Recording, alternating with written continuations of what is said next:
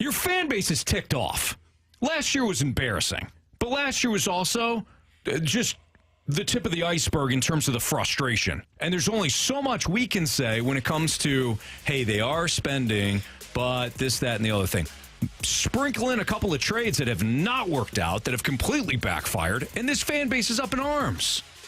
You cannot have a lackluster offseason. You cannot.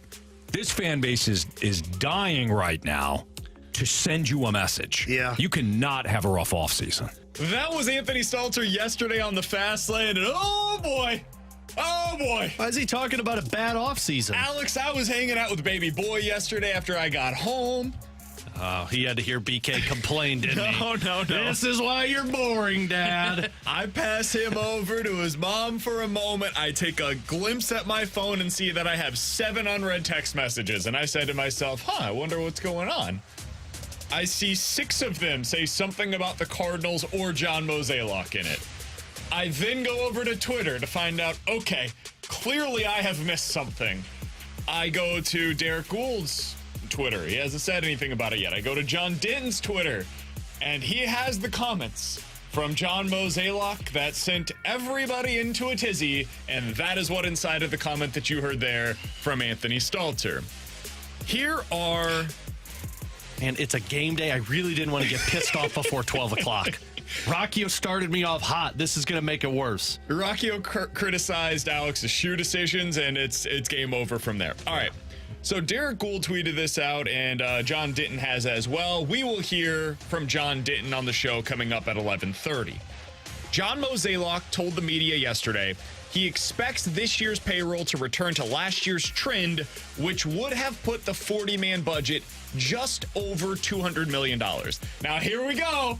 It's that time of the year, ladies and gentlemen, where we get to try to find out the funky math that is Cardinals payroll. Who's getting the deferred payments for the next 3 years? It's his payroll season. John Mozeliak was then quoted as saying, "The economics of our game are changing. There is still some uncertainty with TV rights. There's probably going to be some volatility in our overall ticket sales as well. Oh, way to go, Cardinals fans. You're the reason why we're not spending on free agents. We have to be prudent in how we think about some of this. I definitely think the type of payroll we were going to have last year is going to look very similar to this year," end quote. So, you have $20 million to spend? It is time for the fire and the gasoline to ignite. And oh, buddy, let's watch everything explode. That is essentially what John Mozeliak had to be thinking as he said this yesterday. Just unload the propane tank and then just light a match. And like when I when you tried to start your almost caught barbecue myself pit. on fire. Yeah, almost lost your eyebrows. Yeah, been there, Mo. Mo's about to lose his eyebrows. This is what I expected, BK. To simplify what John Mozeliak said there. And it's hard to simplify because there's a lot of context that is super important with what he said. And that's why I want to talk to John Denton, who was in the room when these comments were made yesterday. We'll get to that at 11:30. He basically is saying, Alex, the 40-man budget is roughly $200 million this year. That is approximately what it would have been last year had they, instead of trading guys away at the deadline, added to the roster at the deadline. So, let me do math for you. He basically is saying they have $55 million available to spend. No. That's what people are saying that he's saying. So, but no. So is Wayno getting paid money that we don't know about? He is talking about the 40-man roster. People are looking at the 26-man roster and what they have currently committed to that and saying, okay, that means for the 40-man roster, we can just add X, Y, and Z. Ipso facto, you got $55 million to spend. No. You probably have closer to $40 or $45 million to spend because you're going to have to add extra money, $5 to $15 million, depending on the year, for that 40-man spending. All of that is nerdy math that nobody wants to hear right now. Basically, what he's saying is the payroll ain't going to go up a whole lot from what it was last year. Now, there's flexibility because they have a lot of payroll that's leaving the roster from a year ago. But if you were somebody that wanted them to go out there and get Nola and Yamamoto, Nola and Snell, that dream is dead. If you wanted them to go out there and if Nola ends up getting $30 million and Snell, or more likely, Sonny Gray gets $20 to $25 million, I'm not sure that's likely at this point in time. So, Alex, when you heard these comments yesterday, your first reaction was what? just as we expected, Cardinals are back to who I thought they were, and this is why I was concerned. They're basically stating, well, we have to be prudent about how we spend our money on certain free agents, and we don't want to overpay and put our organization in a bad position. Cool, so you're not getting Nola, Snell, or Yamamoto. So let's just wipe away this top tier that you've been making it seem like. We talked about it yesterday, saying that we're going to be aggressive. Cool, so that's gone. So now let's take the next level. Sonny Gray. Is that the best that they're going to acquire? We don't know. It sure as hell seems like it. If $200 million is for the 40-man roster, not the 26-man roster, well, that makes me seem like they've got about $20 to $25 million available to them. It's more than that. I don't think so. It is. But they talked like pre-trades last year. That was at what? The 26-man was at like 175 mil? Yeah. Okay, so $30 million. 35. So you're getting one pitcher, maybe two. You could also trade Tyler O'Neill or non-tender. Who the hell are you going to get for Tyler O'Neill? No, I'm saying get rid of the money. It's $5 million there.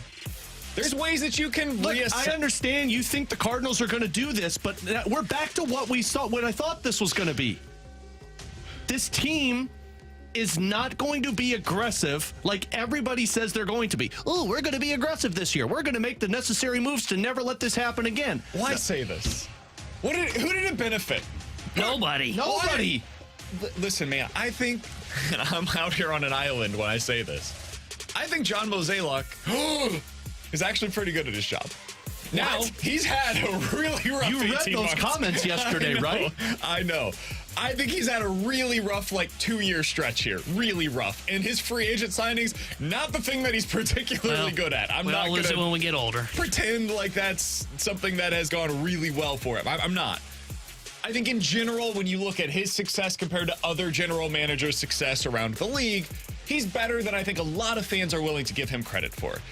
Now, that being said, one thing that I think he has really struggled at in recent seasons is the public relations side of the job.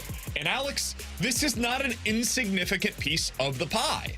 One of the reasons why Theo Epstein was so celebrated is he's awesome at PR, dude. He tells fans what they want to hear. Now, does it always work?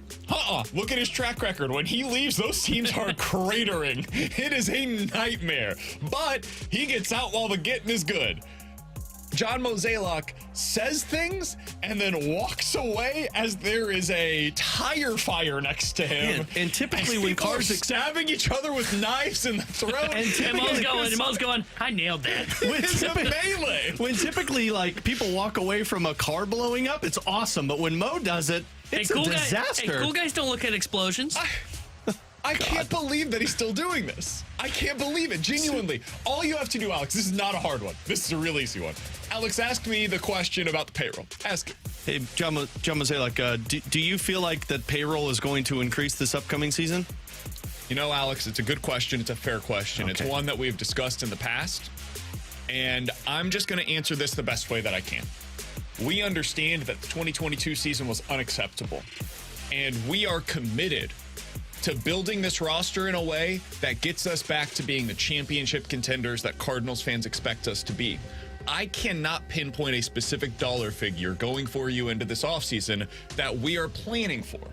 But we know what the expectations are from this fan base. We know what the prices are going to be for this market, and we are committed to being a part of those. So I can't tell you a dollar figure today, but I can promise you that we are committed to getting this team back on track. Boom! Okay. Cardinals fans are in! First of all, I don't know about you. I still don't feel in. First of all, you spoke down to me. Second of all, you never answered my question. And third of all, just say payroll's going up, man. Just say it. Just say payroll is Tell going me up. what I want to hear. I'm going to tell you as John Mozeliak, listen, I don't know specifically what it's going to be because I don't know if Blake Snell wants to play in St. Louis yet. I don't know if Aaron Nola's going to leave Philadelphia Well, hey, yet. guess I don't what, know if Mo? Yamamoto's willing to come You to know St. how they're all Louis. willing to come to St. Louis? You pay them the necessary money to come here. What we are willing to do is we are willing to make them an offer that if they don't pick St. Louis, it's not because of money. Have you seen The Godfather? I have. Make them an offer that they can't refuse. I would love to do that. Their stuff is in different places right now, so I don't know that their they're stuff willing can to be move moved. here. That's what you do if you're Mo. You couch it. You kick the can down the road and you say our actions are going to speak louder than our words do right now. It's why we didn't have an end of season press conference, and it's why we believe that we're going to make the moves that speak to our fan base. We are serious about winning. Instead, he goes out there and just throws a canister of fire into the faces of all of the fans. Boom! Just a flamethrower to our fan base and saying, hey, you like that? How about some more of this?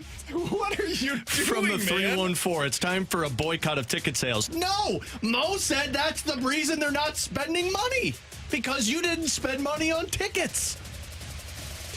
This was a disaster in the sense of going into an offseason where, as we spoke yesterday, every national analyst is connecting the Cardinals to all of these starting pitchers. And Mo basically pulled out his fire extinguisher and said, meh, probably not going to be, though, because we have to be prudent of these decisions, and we're not going to be spending it to that We level. like the second tier. Remember That's when what I we said want. that they're going to sign Eduardo Rodriguez, Sonny Gray. He's too expensive. And trade for a third starter. And everybody was like, no, BK, don't do that. That's unacceptable. Man, that might look good compared to what they're going to do. Oh, God. This is going to be a bad offseason. And Stalter was absolutely correct on his flame-throwing opinion. This is an embarrassment if you do that. It definitely doesn't, at least that messaging from Mo, definitely doesn't feel like the organization learned their lesson. It doesn't feel that way. And that's not all on Mo, that's also on ownership, I want to point out. So now I'm going to say the thing. Oh, my, here we go. People are going to say that I'm a sucker for. Knew you got paid by Mo. Yeah, I knew you liked to I wear. so badly wish I got paid by Mo. God, that would make my life a lot easier right now as a father of one who is going through a lot of diapers right now. Yeah, wait till they I get older. still don't know that this means that they're not going to be aggressive in the pitching market. I absolutely believe they're going to try to sign Yamamoto or Snell or Nola. I think what it might mean is that if they end up doing that, there's less flexibility for that second starter. I still think they're going to be in on the top tier of pitchers. I still think they're going to try to get something done with Sonny Gray. I think part of what they might have to do is have the kind of creativity within the contracts that they had this year with Wilson Contreras. Wilson Contreras made $10 million last year. They did that because they didn't have enough flexibility to get him up to the number that they wanted in year one. So he's going to make more in year 2 through 5 of that deal because they paid him less in year 1 for that AAV to be up where he needed it to be. But they got creative with it. That's probably what they're going to have to do. Like, T-Bone, this is not exactly music to your ears. They might have to go longer on an Aaron Nola deal. They might have to give an extra year to Sonny Gray. But hey, guys, if that's what gets them the pitching that we all want them to get, so be it. I don't care at this point how they get it done. Don't tell me about the labor. Show me the baby. The Cardinals need to show us triplets this offseason. Three twins. She's giving the Brady bunch? Right here. They need to show us triplets this offseason after their labor. Stop telling us about all of the things that are going to lead you to not getting the kids. Just show us the kids. I'm preparing for a disappointing offseason. I didn't believe that until now. I am fully prepared for a disappointing offseason. I don't think they're going to do what is necessary anymore. I truly believe that after hearing these comments. And I know BK was fighting me in the office earlier today. That's because he's paid by Mo. I know. But I hearing these comments, they've got 5 massive needs this offseason. I think we're going to go into opening day very disappointed with what the Cardinals did this offseason, and we'll see if it ends up working out for I think them. they accomplished one of those massive 5 needs that we've just talked about. Now, I will say... That's 4 holes. That sinks a lot of ships. It's a good weekend. I will say that... I will say that Mo does like to pull the look over here to where it's, we have to be prudent of our decisions. And then Yamamoto gets an 8-year, $250 million deal.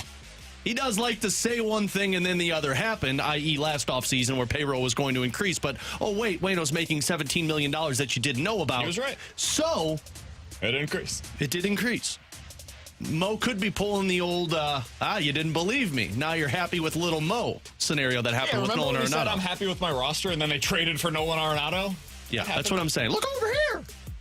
Do I think that's going to happen? No. He also told everybody that would listen last offseason that they weren't in the shortstop market, and then they weren't in the shortstop market because they have a very, very, very, very good shortstop in Tommy Edman who didn't start a shortstop. Yeah, but and now's our starting center fielder. Yeah, but all of the national analysts also told us that. And we weren't listening. Now the national analysts, and it's not just J.P. Morosi who throws everything out there. It's all of them. They're all saying the Cardinals are in on Yamamoto and Nola and Snell. But I've heard this before, where they're in, but they finish second. But there's nothing else they can do right now. And how do you There's finish nothing else second? they can do other than telling you that we're in on these guys. Ultimately, all that matters. But Mo is just what said they he get wasn't done. in on these guys. He didn't, though. He didn't. People are saying. People are Because when reading you're into prudent this. about your decisions, you're going to go after Snell and Nola and Yamamoto. I don't know what they're going to do, man. I don't know. They don't But either. I think they will be aggressive in their pursuits of pitching. I may end up looking like a sucker. All right, And if they 11-20. don't, May. if these guys all end up going elsewhere, then you, Cardinals fans, should crush the team. You should crush them because they said they were going to be aggressive, and that would suggest that they weren't. Coming up next, 314-399-9646 is the Air Comfort Service text.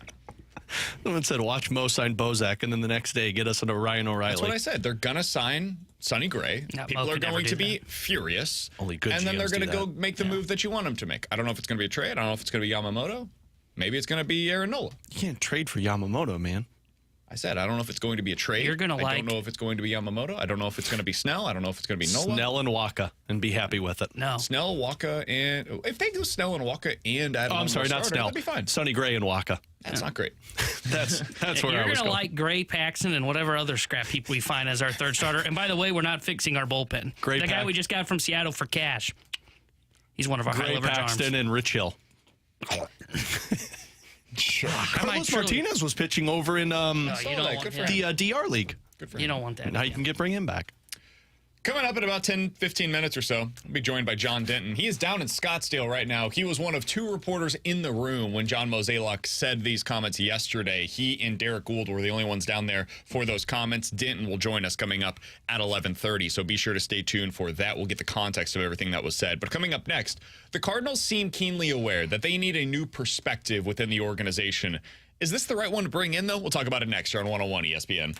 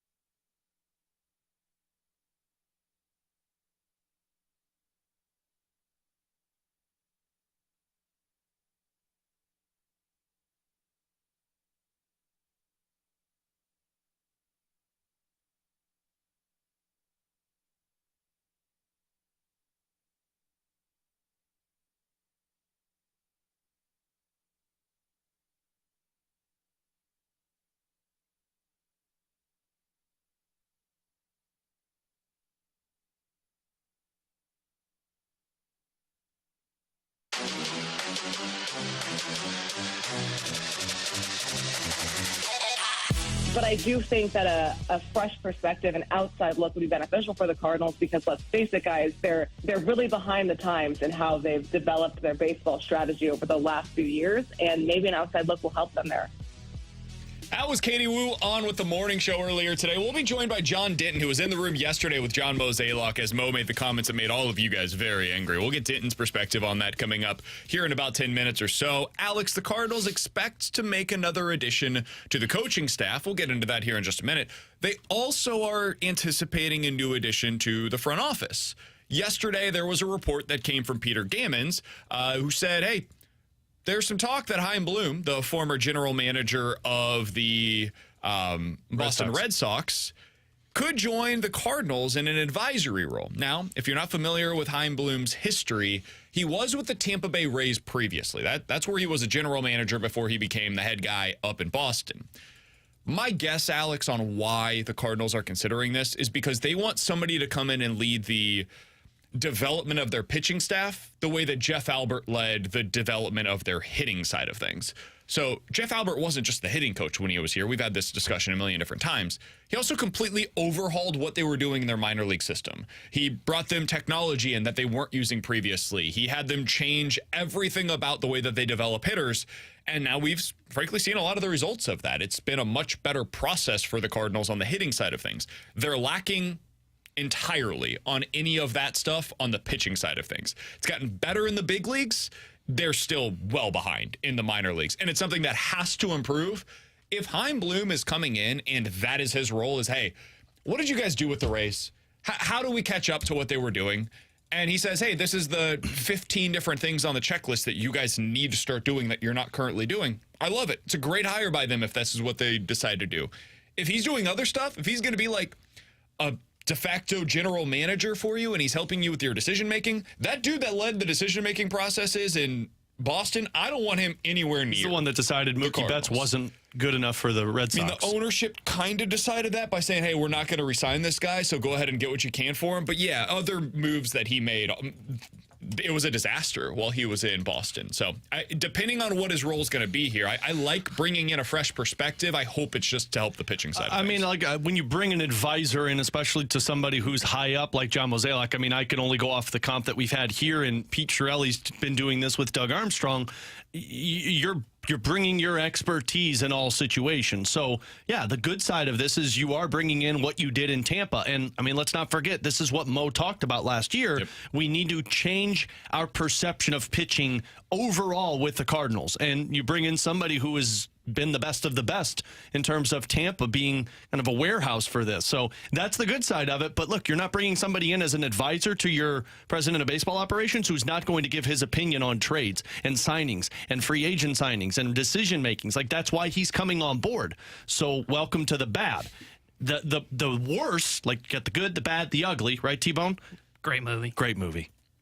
The ugly with this is you've got a front office who's probably going to take his opinion very strongly because of the issues they've had in the past. So now you're bringing in somebody who's an outside voice that you look at and you say, he thinks this is a good decision that we should go out there and sign this individual or trade for this individual. Let's go with it. And he doesn't know the organization to the same degree as the other people. So that would be my biggest concern. Yeah, if he's coming in to help with the pitching, then I can understand the idea of bringing him in to help kind of get that Tampa Bay idea. What I fear is going to happen is he's going to do that on top of giving his opinion in terms of what they should be doing in free agency and in trades. And Chaim Bloom's not great at that. And that's on top of Mo, who's had a bad track record in free agency. So I don't mind the idea of bringing in an outside voice. I just don't know how much I feel great about bringing in Chaim Bloom because he failed so badly in Boston to where I don't know if I want him bringing in his expertise into this front office because of the disasters he had in Boston. And he was too, as much as we talk about Mo at the trade deadline and how sometimes he's too conservative at the deadline, you think he's conservative, look at Chaim Bloom. He was the guy that was very conservative when it came to trade deadlines. Which one would you rather change? Would you rather change your pitching struggles in terms of development and take that, but know that there's going to be probably bad decisions with your roster? Also, he's not in charge of your roster. Like, that's on Mo. That's on Gersh. Yeah. They're the guys that are actually making those decisions. So I have no problem with them bringing this guy in, honestly. None. As long as they know exactly what the role is for him. If this is the guy that is brought in to succeed John Mozeliak afterwards, I would have a lot of problems with that. So I guess that's really the question, is like, what is his future role here in St. Louis? My hope is that it's purely to oversee the pitching development. And if that ends up being the case, I got no problems with it whatsoever. The other bit of news that came out yesterday, and we don't have to spend too much time on this, but for those that are curious, hey, what's the latest with Yadier Molina? Derek Gould did have some reporting on that. The Cardinals and Yadier Molina are continuing to discuss his return to the organization, what role that will look like. Molina, according to Derek Gould, wants to be a part of the big league organization. The topic continues to be about the time commitment, the role, and the responsibility that he will take on when he is part of the organization. John Mozeliak said, quote, "I have a bench coach. It is Joe McEwing," end quote. So I'm guessing they will create a new role for Yadier Molina, catching consultant, if and when he is a part of this operation. The other bit of news, Alex, that came out yesterday is that John Mozeliak confirmed they are going into next season with Wilson Contreras as their starting catcher. I don't think any of us here on the show had a lot of questions about that, but there was some discussion midseason about whether or not the Cardinals would talk to Wilson Contreras in the offseason about a move to the outfield, to move to DH full-time. It appears that will not be the case. I think Yadier Molina being a part of the staff is probably a part of that decision. And good decision by them. I mean, I would like to have one of the three best hitters on my roster filling up a position to where the DH can be flexible for me, and he'll get DH opportunities. But yeah, this is correlated with Yadi coming in, and Yadi's coming in as a catching consultant. Let's understand what this is rather than a bench coach, and that's what the hope is. I know that Derek said that they're really hoping that the prep work is going to be improved with Wilson Contreras. So Yadi tied into focusing on that in the offseason is why Wilson keeps his job. Yeah, 100% agree with that. I don't know if they would make that move if they didn't feel like they could help him defensively a little bit, and that is going to be their goal. And Mo said they've got a plan to do that. My assumption is that plan is going to involve Yadier Molina, and just depending on the time commitment, what all they have to do this offseason to help him. Coming up next, John Denton is a Cardinals insider for MLB.com. He was one of two people in the room yesterday as John Mozeliak answered all of the questions about the Cardinals payroll, their plans going into the offseason, how they are going to acquire the pitching that they need. John Denton joins us next to discuss those comments here on 101 ESPN.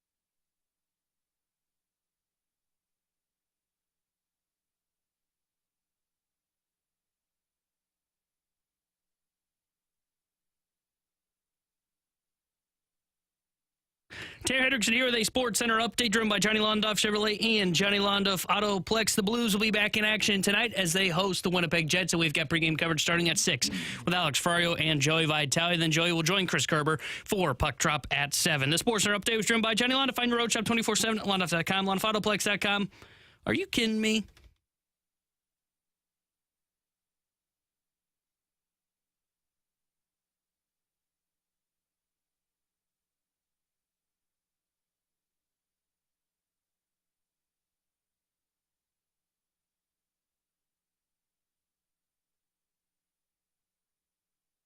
Alongside Alex Ferrario and Tanner Hendrickson, I'm Brandon Kiley. Happy to go out to the 101 ESPN hotline to be joined by our friend and the Cardinals insider for MLB.com. He's John Denton joining us here on the show. John was one of just two individuals that was in the room yesterday as John Mozeliak made his first real public comments since the end of the Cardinals season. John, we appreciate you joining us live while you're down out in Arizona for the general managers meetings. Let's start with the obvious. The John Mozeliak comments that really started to catch a wildfire yesterday about the payroll.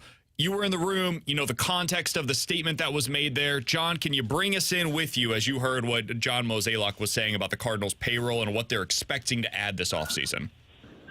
Yeah, BK, I don't think Cardinal fans want to hear the word same in any sentence. They don't want anything to be the same as it was this past season. So when Mo said that the payroll will be, pretty much the same as it was this past season, that sounds alarming. But when you put it in context, they were on pace to spend close to $200 million, which would have been the highest payroll in team history. I think that settled in at like 176 or something like that because they traded 5 pitchers at the deadline. They didn't add anybody the way they normally do. They're for 20 years they've always been buyers and not sellers at the deadline. So when fans hear, the payroll's going to be the same, there's concern, there's anger in the streets. But I think they're committed to like $143 million now with the arbitration raises that are going to kick in. I mean, that still gives them $57 million to spend this offseason. Like I said, fans don't want to hear same, anything same as this disastrous 2023. But when you think about it, I mean, they have $57 million to spend. And, John Mozeliak says they have to be prudent. They can't go out and just, buy pitchers, any pitcher that they want, because they need 2 arms. They need 3 arms. They need 2 bullpen guys and 2 starters. So, they can't go out and spend all their money on one pitcher. They've got to be prudent in how they spend it and, spread it around because they need a lot of volume this all season. Well, I'm glad you said that word, John, because I know sticks and stones may break my bones, but words will never hurt me. But when I heard John Mozeliak say prudent yesterday, that basically, and maybe this is me being too exaggerated, but it meant to me that Nola, Snell, Yamamoto, those guys are probably out of the conversation for the Cardinals.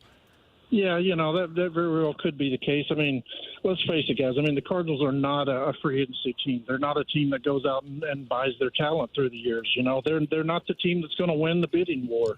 They're not the team that's going to outbid the Dodgers and the Yankees. And I know fans want them to, but, wanting to and actually happening are two totally different things. It's just not who the Cardinals have ever been, and it's probably not who they're going to be going forward. But, they're in a spot now, when you're in this spot when – Aaron Nola's on a good team. Why would he come to a team that's not in the playoff race? Like, you're going to have to overpay for these guys, and that's just never been the Cardinals' way. One thing Mo did say that excites him there are different levels here. Maybe you can't afford a Yamamoto. Maybe you can't afford Aaron Nola, but you can afford Jordan Montgomery. Maybe you can afford Sonny Gray. Maybe you can dip down in the Michael Wacha range. There are levels, John. And I know. I can feel it as you're saying. You know what the reaction is about to be from our text line as you're saying these names. I'm not even saying it's the wrong way to go about it. Like, we just watched the Texas Rangers, right? They won the World Series, and their best pitcher was Jordan Montgomery. Their second best pitcher was Nathan Eovaldi. Those are nobody's definition of an ace. Those guys aren't going to go out there and get $300 million on the open market, nor should they, frankly. But, John, when this team has put themselves in the position that they did, and they say after the season, we're going to be aggressive, and all of the right things are said publicly, and then if they end up signing, Sonny Gray and Eduardo Rodriguez and Seth Lugo, that may end up actually being the right way to go about it. But do the Exactly. Cardinals understand that they're going to be probably criticized mostly this offseason if that's the route they go? Oh, they know they're not going to win the. You can't win the press conference now, and we all know that. And like you said, are they going to spend $200 million for Yamamoto? Probably not. But will they spend 115, 120 for Jordan Montgomery? I think that's more realistic. I think everybody wants to go get Yamamoto and Nola and Snell. That's probably not realistic for who the Cardinals are. Also, fans need to understand. Look at who didn't make the playoffs this year. The Yankees, the Red Sox, the Cardinals, the Cubs. All those teams are desperate to flip the narrative. Those are teams that are used to being on top. They're not used to losing. Do you think the Yankees are going to just sit around and twiddle their thumbs this offseason? They're going to spend gobs and gobs of money. So maybe they don't get the top guys, but you can still have a good offseason by adding volume and adding, middle of the road guys.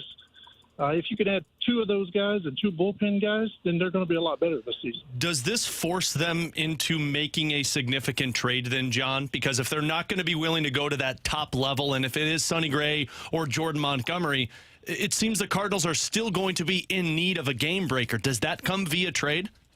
Yeah, I think so. I think that's what's going to have to happen. I think they know they're going to have to make a trade. And, in my opinion, I think this franchise has always kind of overvalued their prospects.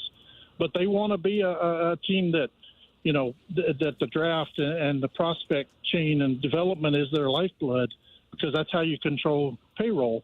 But they're going to have to, they're going to have to unload somebody.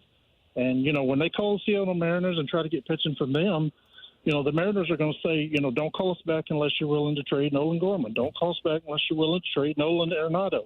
They don't want your garbage. They want your good stuff. So fans need to get ready. It's going to be painful. If you go get a good pitcher, if you go get Tyler Glasnow or Shane Bieber, it's going to be costly. We're talking to John Denton for just another couple of minutes here on 101 ESPN. You can read his work over at Cardinals.com. Follow him on Twitter at John Denton555. He's covering the general manager meetings down in Scottsdale, Arizona this week. He had all of the comments from John Mozeliak yesterday.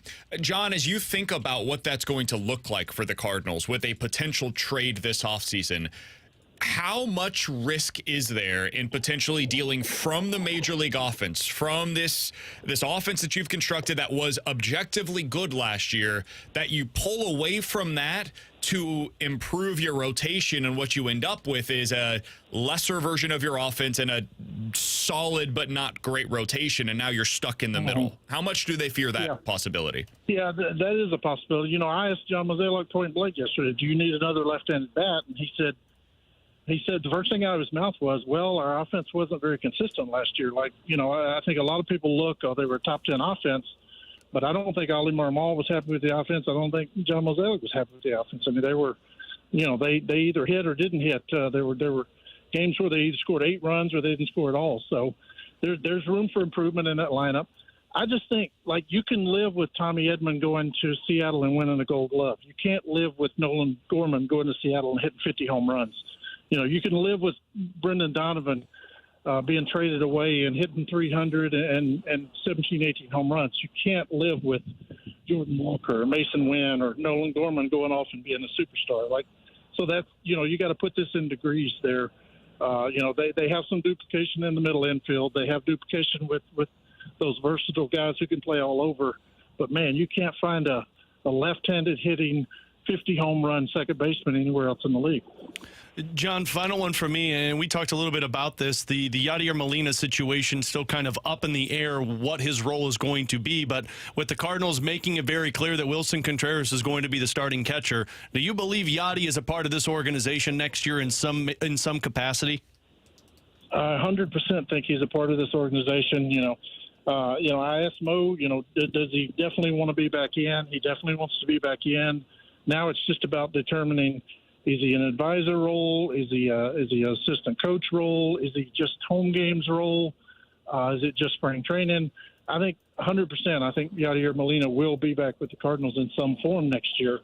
They're just trying to determine, how much does he want to be in St. Louis? How much does he want to stay in Puerto Rico? I think, without a doubt, I think Yadier Molina will be in Jupiter for spring training. I think he'll be working with Wilson Contreras catching, working on his framing, working on his blocking technique, stuff like that. Yadi wants to be a part of this organization, and any organization with Yadier Molina, the winner that he is better off for it. Or John, we'll get you out of here on this. I called you Mo there for a second. I was going to ask you about Mo. Unbelievable. John, when you think about the opening day roster of next year, in your educated opinion, who do you believe will take the field in center field? That's a good one. I don't think they view Lars Nootbaar as an everyday center fielder. I think they view him as a corner outfielder. I think they're willing to go there with Tommy Edman if Tommy Edman's still there. I know that's not really answering your question. If Tommy Edman's still there, I think he's their starting center fielder. If he's not, maybe it's Dylan Carlson. I think they would like to play Lars Nootbaar at a corner outfield spot. Ideally, that's where they want to put him. So I will go with either Tommy Edman or Dylan Carlson. John Denton, always appreciate the time, my friend. We'll be reading your work over at Cardinals.com and following along on Twitter at John Denton 555. Enjoy yourself out there in Arizona, and hopefully we don't get any more tire fires while you're out there. All right. Thanks, guys. Thanks for having me. Appreciate it. See you, That's John. John Denton joining us, as he does regularly here on 101 ESPN. Appreciate his time, as always. Alex, do you feel better, worse, somewhere about the same? Pretty much the same. I mean, the trade route makes me feel a little bit better about this, because if you get a Tyler Glasnow, a Shane Bieber, maybe in a perfect world you get Logan Gilbert, I'm feeling better about this team, even if it is just signing like a Sonny Gray and a Michael Wacha and walking away from it. I don't want to go down the Jordan Montgomery path again. Like, I just don't think that puts you in a different position than you were last year unless you make some other type of improvement. But I feel icky. I feel icky. If they don't end up signing Snell or Nola or Yamamoto, You have to make a big trade. It's got to be Cease or Gilbert or Glasnow. But even I don't think Glasnow fits into that category. No, yeah, because Glasnow's going to break. Of the guys that we've heard are conceivably available, I think it's those two that you mentioned. Cease or Gilbert. Yeah. If they don't land one of those 5 starters that we just mentioned, Then this is a lost season. it doesn't have to be. Here we go. Here we go. Well, what about Eduardo Rodriguez? He could be somebody who's got ace potential. That's not how I feel. I feel like they could take the depth approach going into next season. How'd that depth approach work last year? It didn't, but it's very different depth. Like, Jack Flaherty, we knew going in, there was a chance this guy sucks. Like, there was a chance that he's going to be a number 1 starter. And there's a chance he ends up in your bullpen because he's not good enough to be a starter. We knew going into last season. Alex, we talked about it all offseason. It's why I said, hey, if you could sign Charlie Morton for the same amount of money as you can sign Adam Wainwright, would you take that deal if you're the Cardinals? And obviously every Cardinals fan wanted to just destroy me in the exact moment. But like, there was a reason why we had that conversation, because there was a chance going into last season that Waino was just done and it wasn't going to work for him. And there was a chance none of those 5th starters ended up working out for you going into the year. And the risk threshold for that team was really high. We knew all of those guys. There was a very real chance it went poorly. And then the rule changes happened, and that makes Miles Michaelis a more risky proposition for you. Like, it just, everything that could go wrong did go wrong for that rotation. If they decided, Alex, to go with like Sonny Gray, Eduardo Rodriguez, and Seth Lugo or Nick Martinez, that is going to get nobody in this fan base excited. And I totally understand that. But it is an upgrade over what they had last year. Like, a significant upgrade over what they went into last season with. And I will at least be willing to listen and watch to find out what it looks like, even though I will also crush them. I don't even think they you deserve believe this. the criticism for not going out there at the top of the market when they've told us all offseason we're going to approach things differently. This is very much in line with what they would have done in the past, what I'm just suggesting here. But it can work. It just is very much in line with what their previous iterations of the Cardinals looked like. So I'm kind of between a rock and a hard place here of, I understand why that thought process could end up being the thing that they do. And also, that's what you've been doing, man. And at some point, you got to try something new. And this offseason, the trying something new path would be going out there and actually signing a significant free agent starter. I just don't understand why this whole, we got to be prudent about our decisions. Why? You need help now. The prudence that you can have with your decision makings, worry about that down the road. Now, I'm not talking about giving 8 years to Aaron Nola, but Is But it that really- might be what it takes. It might be 8 years for Aaron Nola or 10 years for Yamamoto or 7 years for Blake Snell. Like, that may end up being what it takes. And if it is, are you still on the same page? On the Yamamoto front, no. Make the deal for Yamamoto. For 10 years? Yeah, I would. I mean, I know, again. How many major league starters have received a 10-year contract? I think it's just Garrett Garrett Cole. I mean, that's not doing that for freaking Yamamoto. terrifying. Because you have never seen him pitch against major league competition other than briefly in the WBC. I get it's terrifying, but and you're giving him a 10-year contract. But what's also terrifying is you acting like some of these guys in the middle tier for the next 3 years are going to get you just by, and you're not going to be good enough. Getting by isn't going to get it done. And we're going to be sitting here acting like, oh, well, we can maybe make this work if we squint hard enough, when then you're going to be wasting these final years in Arenado and Goldschmidt when you should have just traded them away. I'm with so I would not do that. I wouldn't either, but if you're not going to give the proper pieces with them to win, then what are you doing? Let's continue this conversation. We're going I to don't continue want to. this I'm pissed conversation off. on the other side. 314-399-9646 is the Air Comfort Service text line for questions and answers. We just had John Denton on. I'm sure there are a lot of you guys that have questions coming off of that interview, coming off of a lot of what we've had to say already earlier today as well. We'll get to some of your questions, answer them next year on 101 ESPN.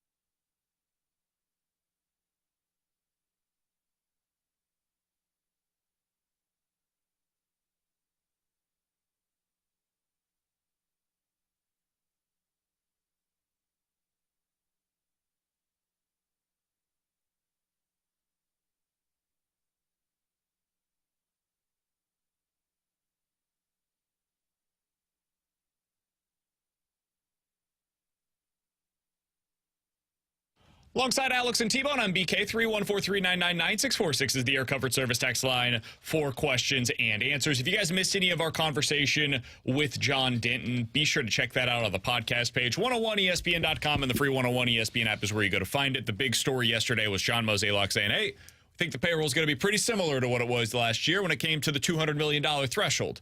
Didn't end up getting there because they traded off a bunch of assets instead of adding at the deadline, but that's kind of what they expect it to be. Now, there's a question about, hey, what is that $200 million? Is that what you're starting with on the opening day roster? Is that what you're finishing with on the 40-man roster? I think it's the 40-man roster he was talking about because that would be their end-of-season payroll. And if that ends up being the case, it means they're not spending $200 million on opening day. It means they're spending closer to like $190 million on opening day. Now, that is an increase from last year. They were at like $175 last year on opening day. So that would be a bump, a boost compared to what they were previously, Alex. But I do think that is something worth noting. Questions and answers, though, we want to get to some of what you guys have to say. Let's start with this from the 314. Guys, where do you think that Shane Bieber fits into any of these offseason conversations? Would he be a guy that could be the second best starter they add? Yeah, but the other starter needs to be pretty damn good. I mean, if I'm adding Shane Bieber and he's my second best starter, you better be adding Dylan Cease or Logan Gilbert if you're not signing one of those free agents. Shane Bieber, to me, is a tick above Miles Michaelis, and I'm not sure he's the 1-2 punch that you need with the other guy that you're signing, unless it's like an elite level pitcher. I don't think Bieber will be the guy because he doesn't have the swing and miss, and they claim that they're learning their lesson and adding swing and miss, so I just can't see Bieber being the guy. And I don't know how they feel about the number 2 guy being a rental. You know, that's why I'm a little skeptical of Glass now. He's got 1 year left on his deal. Do they really just want to go with a stopgap solution and then be back on the market looking for a number 2 or hope that somebody develops into a number 2, which is a lot of pressure for a guy in 2 years? I think that's where the delusion is. They think Tink Hence or T.J. Roby is going to become this elite guy by next year. That would be my thing, is I don't know if they want a rental either. So I'd say Bieber's not it. I don't think Bieber's the guy because of all the things T-Bone just said when it comes to the strikeout rate. If they end up going the trade route and it's somebody that has a lot of uncertainty, I think it's Tyler Glass now. He feels very much in line with what they're looking for. Now, the money is also different, though. Tyler Glasnow is making more than $20 million next year. Out. Yep, out. You got to be prudent about the decisions. It's like $8 million. If you're going for Shane Bieber, I think it's like $12 million is what he's projected to make next year in arbitration. So the answer is Dylan Cease here. If they're making a trade, it's for Dylan Cease. So somebody else on the text line said, guys, how would you feel if the Cardinals rotation next year included Dylan Cease, Michael Wacha, and Sonny Gray? If those are the 3 offseason additions. I'd feel fine with that. Let's assume that you had to trade Nolan Gorman to get there, though, because I think you're going to have to if you're going to get Dylan Cease. I feel better about it. I'm not to the level that I thought I was when we were talking about one of these top-tier pitchers in the free agency with Sonny Gray. But, I mean, having Michael Wacha as that third-best pitcher, I mean, you'd slot him in above Steven Matz and Zach Thompson, so you're pushing those guys to 5 and 6. The problem with this is, who am I getting in Dylan Cease? Am I getting Dylan Cease from 2 years ago, or am I getting last year's Dylan Cease? Because if I'm giving up Nolan Gorman, it better be Dylan Cease from 2 years ago. Yeah, that's what makes it tough, and I don't want to get rid of Gorman, to be honest with you. I think you're getting rid of your potential Schwarber left-handed bat that can change a game at any moment, whether it be in the regular season or in the playoffs. So, I mean, I think it would be a good offseason. I just don't know how they replace Gorman's power. I'm totally with you guys. They don't, I guess, would be my answer. My offseason priority would be keeping Nolan Gorman in the lineup. Agreed. That would be one of my top priorities for this team. And it's why I think you can, if they end up having to go the trade route and they give up Nolan Gorman, I don't think it's too much to read into the notion that they went that route because they couldn't find the money from ownership to go get one of the number 1 starters. Because if you end up going the trade route and you get Tyler Glasnow, you trade Alec Burleson for Tyler Glasnow, I mean, that is a very different conversation than trading Nolan Gorman for 2 years of Dylan Cease. Doesn't that push back against the whole Cardinal Way DeWitt model? They're all about developing from within and making sure you get these superstars rather than paying for them. And if you're going to trade a guy that you think is a superstar for somebody that might be, how is that sticking with the DeWitt model? rather than keeping these internal superstars and just spending a little bit more money for somebody to fix your one deficiency. Well, I think it'd be twofold. I think it could tell you that they don't believe Gorman can get to the ceiling that we believe, and two, that they think Cease can. I mean, I think if Adolis Garcia and Randy Arozarena couldn't. I mean, it's a different story because they've seen Gorman play. But I think if they're acquiring Cease, they believe they can get him back to 2 years ago in Dylan Cease. They don't give up a Nolan Gorman in a package for Dylan Cease last year. That's not a Cardinals move. They believe that they can get him back to the Cy Young caliber pitcher he was. That's Tanner Hendrickson. He's Alex Ferrario, and I'm Brandon Kiley. Alex? Can we get to something happy? It's time. We waited an extra day so that way T-Bone could be a part of it. He's got to be a part of it. It's not a thing unless the team is together. No disrespect to Bradford or Grant. They're great. We love them here on BK and Ferrario. They're our fourth family member. But the family has to be intact. It's time. It is time. You want me to tell them? Or do you want to wait till we get back? T-Bone? Oh, hold on. I got a little string on this one. If you're not on our YouTube page right now, which is sponsored by Air Alliance Team, then you're going to miss out on one of the best segments ever in radio. Because it's time, ladies and gentlemen, for the free agency roundup. Yeah! Let's go.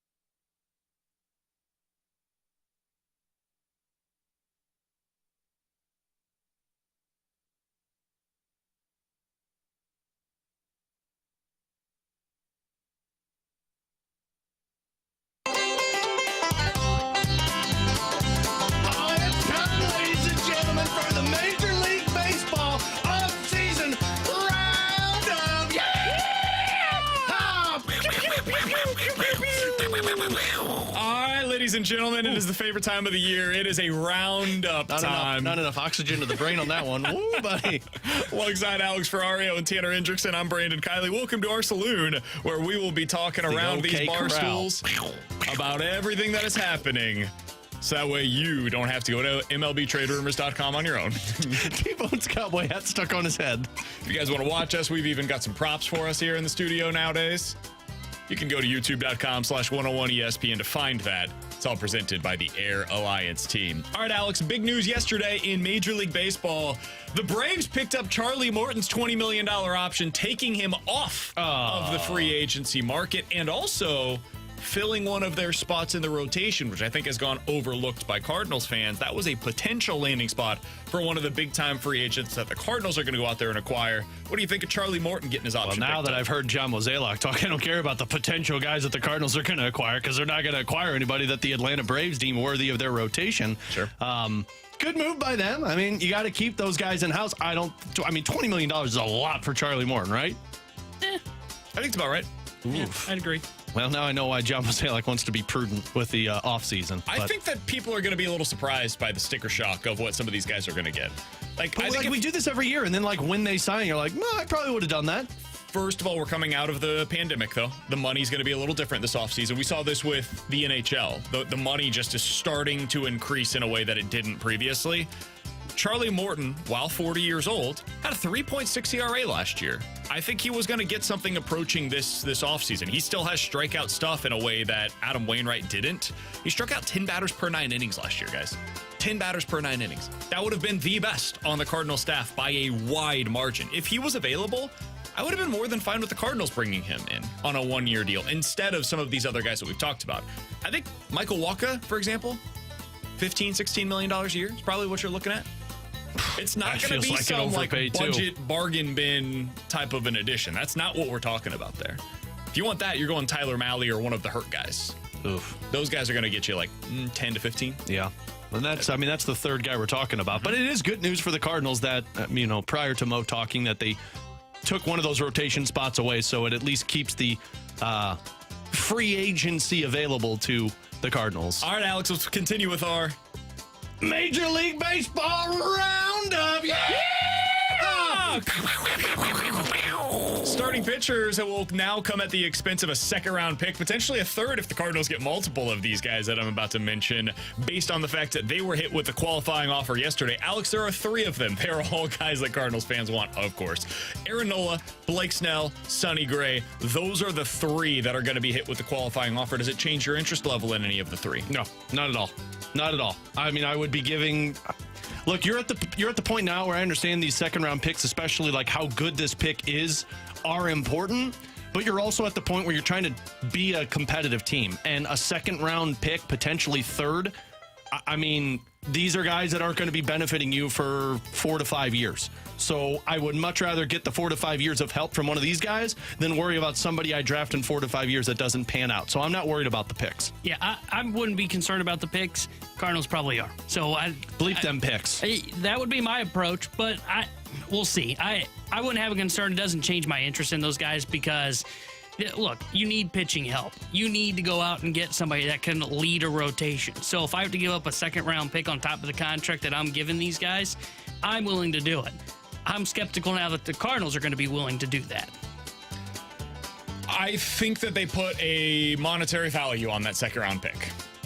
We know they put a monetary value on that second-round pick. I don't know specifically what that is, but whenever you see the contract that is given out to Nola, Snell, or Sonny Gray, they will have baked in, hey, we have a $10 million value on the pick that we lost because we signed Sonny Gray. They will just build that in with whatever it is that the contract is that they gave to one of those guys. So it makes it even less likely that they sign him, but yeah, that's what it takes to be able to get in. Somebody's poisoned the water hole. Alex, your guy John Morosi is back. It is officially Morosi season, and he is reporting. I think this is a firm report here, in my opinion, Alex. There is a 50-50 chance, according to JP Morosi, that Pete Alonso or Juan Soto get traded this offseason. Oh, well, that should put the Cardinals in the conversation, right? Isn't there, I have a question. What? Isn't there a 50-50 chance at half of baseball? coincidentally 50-50. Hey, this is a firm Gets report. traded. I don't know how you question it. Technically, everything's 50-50 these days. You know? These are my favorite reports. My absolute. How can you question it? I agree. He's right. I think it's a 50-50 proposition. Yeah. I mean, look. And there's no way for him to be wrong. I'd say it's 50-50 that Nolan Gorman's going to get traded. I'd say 50-50 Tommy Edmonds going to be your starting center fielder. I'd say 50-50 the Cardinals are going to go after a free agent this offseason. It's 50-50 that they sign one of the top free agents. Question me.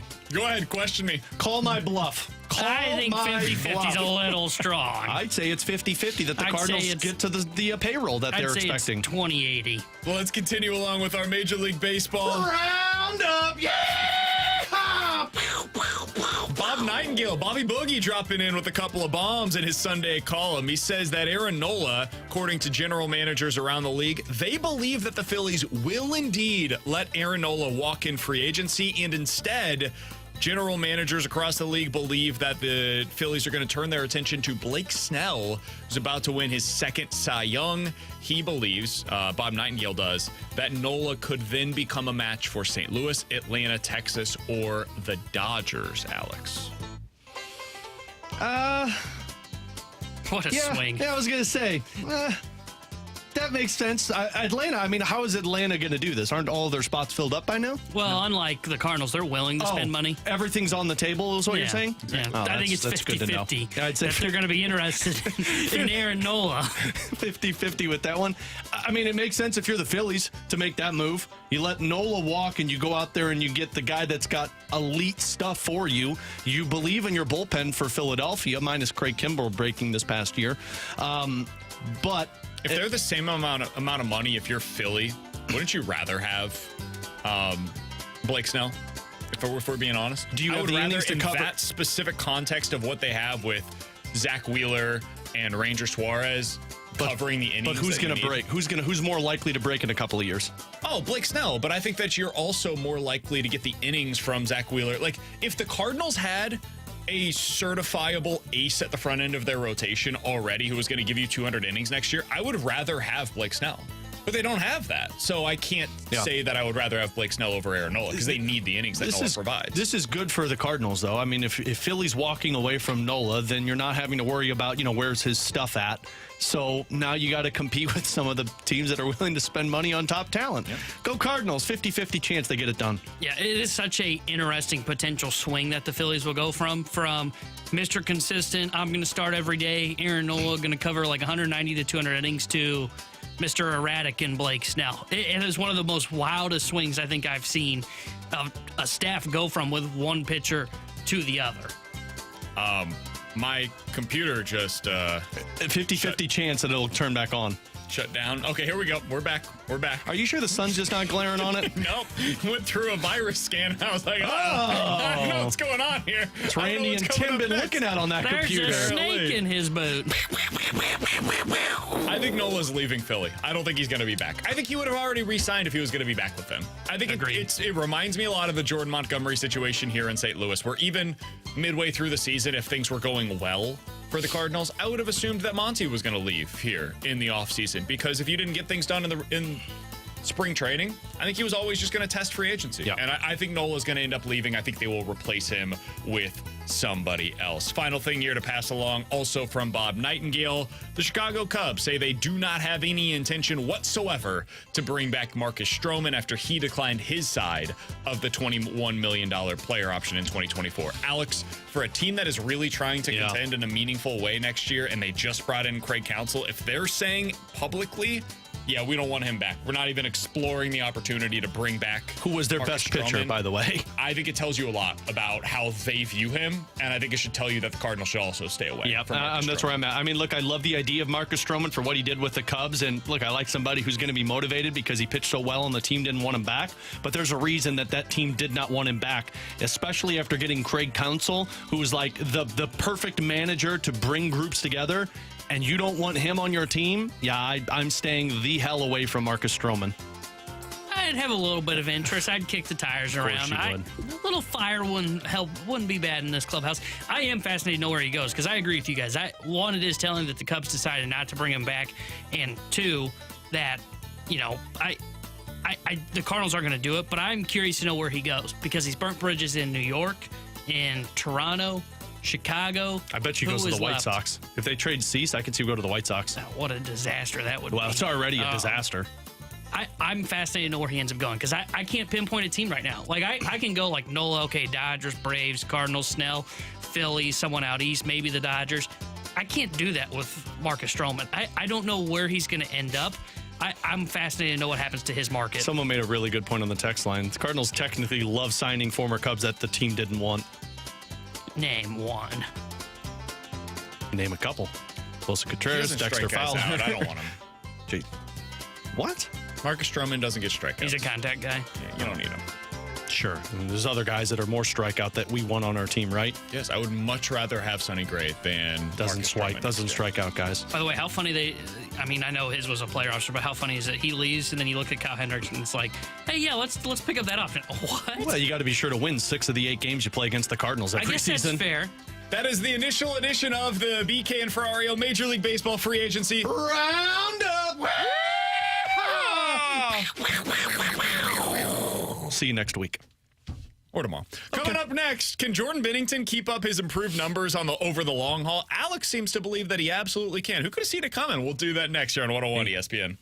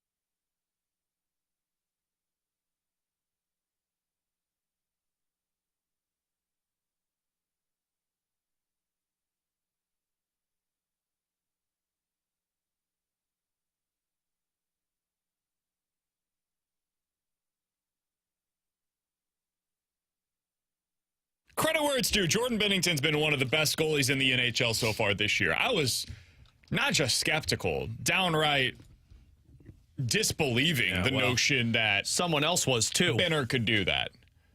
And yet, so far this year, Greg Wyshynski, so far this year, he's been a top 10 goalie in the NHL. I owned up to it. I'm more than happy to tell you when I'm wrong about things. Doesn't happen often, but occasionally I do indeed get things wrong. NFL Pick'em Reveal coming up in about 10 minutes or so. Alex, Jordan Binnington has a, .925 save percentage so far on the season, top 10 in the NHL. Last year, he did that through about 5 games, and then it fell off of a cliff. 2 years ago, he did this through his first 10 starts of a season, and then it fell off of a cliff. I still need to see more. I need to see this through the end of the calendar year before I'm willing to really buy into the notion that Jordan Binnington is now a top 10 regular season NHL goalie.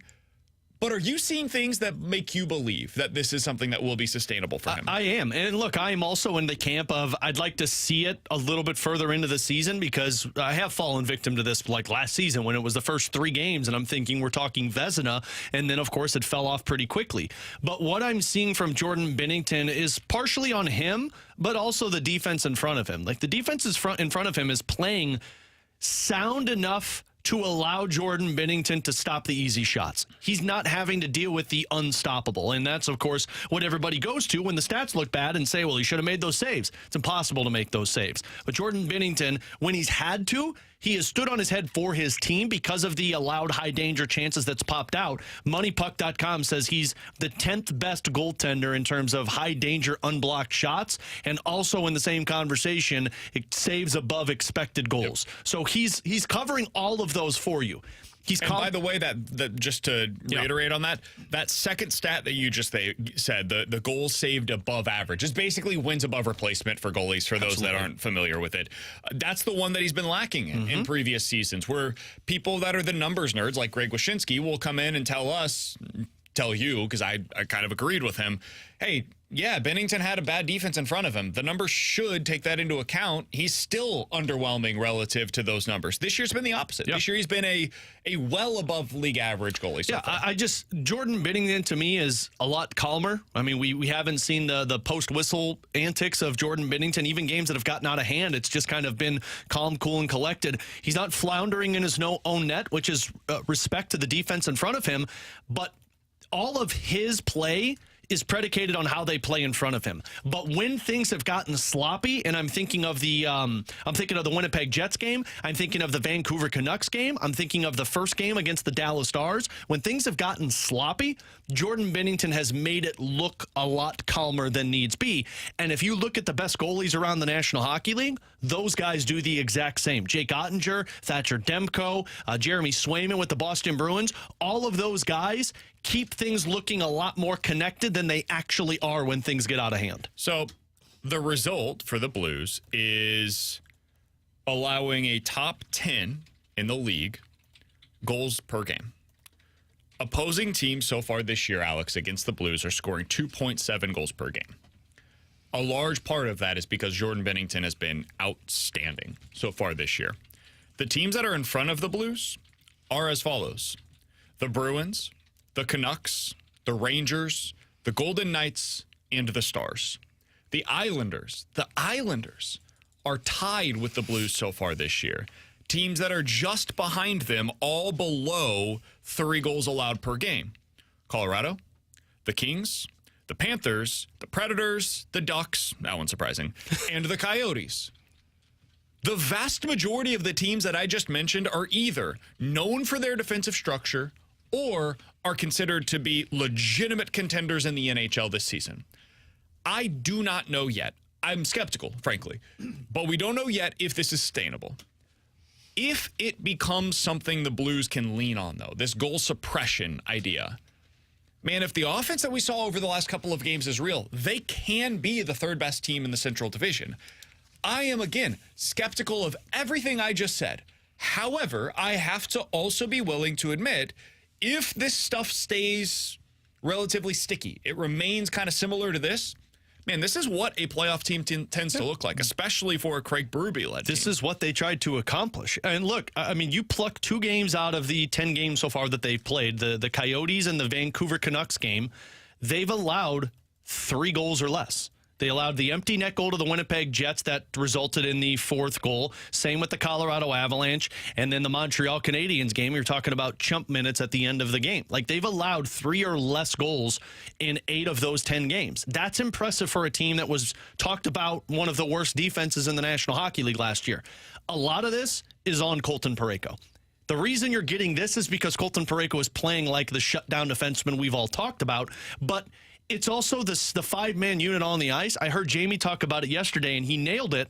The Blues are standing the opponent at the blue line. They're not allowing them to enter the offensive zone. They're forcing them to dump the puck in and go get the puck. And the problem is there's a 6th man on the ice that plays it like a defenseman in Jordan Binnington or Joel Hofer. So they're able to cleanly get the puck back. As long as they don't turn the puck over, we're talking about smooth transitions out of your own zone and forcing offense. You're frustrating the opposition with puck possession. And that's what we saw in these last 2 games. Can it continue? Well, you're going to have to avoid injuries. That's one side of this. And you're also going to be having to make sure that you're getting the best from the 5 guys that are on the ice, which I know we were so frustrated with Jakub Vrana and the healthy scratch situation. The reason he healthy scratched him was because of that. If you're not buying in and joining in with the other 4 guys on the ice to play on both sides of the ice, then you're going to this whole thing's going to fall apart, and you got to avoid that. They're keeping him out of the high danger areas. Yeah. It really is that simple. Far outside. Last year, you looked at what went wrong for the Blues. It was the high danger shots against. You looked at it at the end of the season. They were one of the worst teams in the NHL in that regard. They just gave up way too many shots right inside of their crease. This year, top 10 in the NHL. Top 10 in the NHL in high danger shots against so far this year. They are tied with Dallas, Calgary, Ottawa, Pittsburgh, and Carolina. Those are teams you want to be surrounded by, man. That is the criteria. That is the company that the Blues wants to be keeping with Craig Berube as their head coach. And that is a lot because of the work of guys like Colton Parayko. I think Marco Scandella has been a little better this year. I think what you're seeing is that they're starting to become the goal suppression team that they want to be. The offense has to continue to do what it did over the weekend. If it doesn't, you're just going to revert back to the team that you were in the first, 7 games where it's topsy-turvy. One night it looks great, the next night it looks terrible. You have to have the offense to pair with this. Yep. But if you do, this allows you the opportunity to do something that we didn't think was going to be possible after the first 5 games of the season. So credit to Jordan Binnington, credit to the defense. They are stepping up in a way that is meaningful, and that if it continues, we'll start to make them look a little better than what I expected them to be this season. Coming up in 15 minutes, we'll get to the junk drawer, but next, our NFL football pick'em reveal. Guys, over the weekend, I picked 3 games in the NFL, and I felt great about them. Did it work? We'll talk about it next year on 101 ESPN.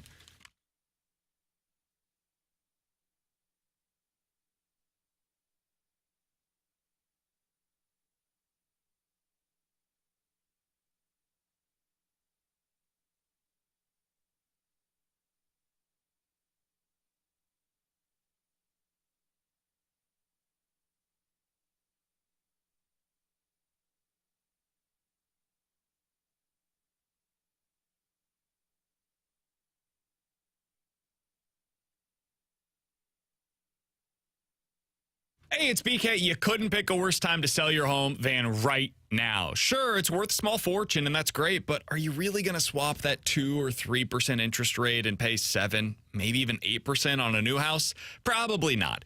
You don't have to do that when you get involved with the Get Paid and Stay program from Truehold. This is ingenious what they're trying to do over there. With the Get Paid and Stay program, Truehold will buy your home now at its best current value, and you get to bank all the cash and continue staying in your home until interest rates come back down, or for as long as you'd like. Totally your call. Plus, you won't have to pay property taxes, insurance, or any of the upkeep any longer. Truehold will be sure to pay all of those expenses for you.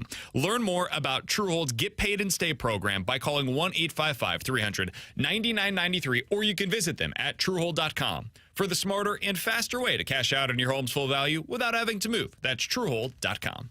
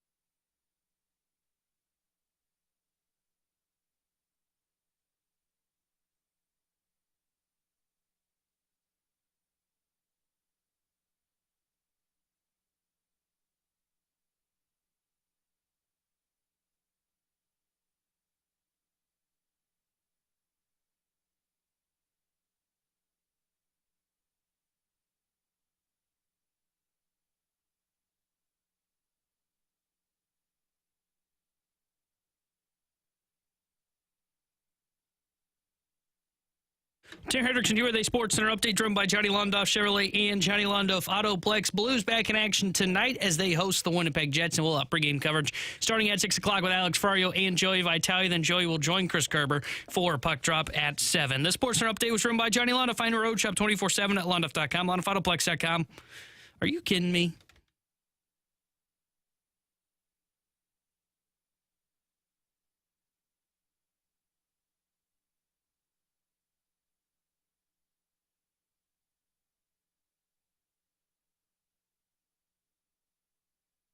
Alongside Alex Ferrario and Taylor Hendrickson, I'm Brandon Kiley. You got BK and Ferrario here on 101 ESPN. So our football pick'em reveal is coming a day late because T-Bone decided not to show up yesterday. Yeah, whose vacation days did you steal?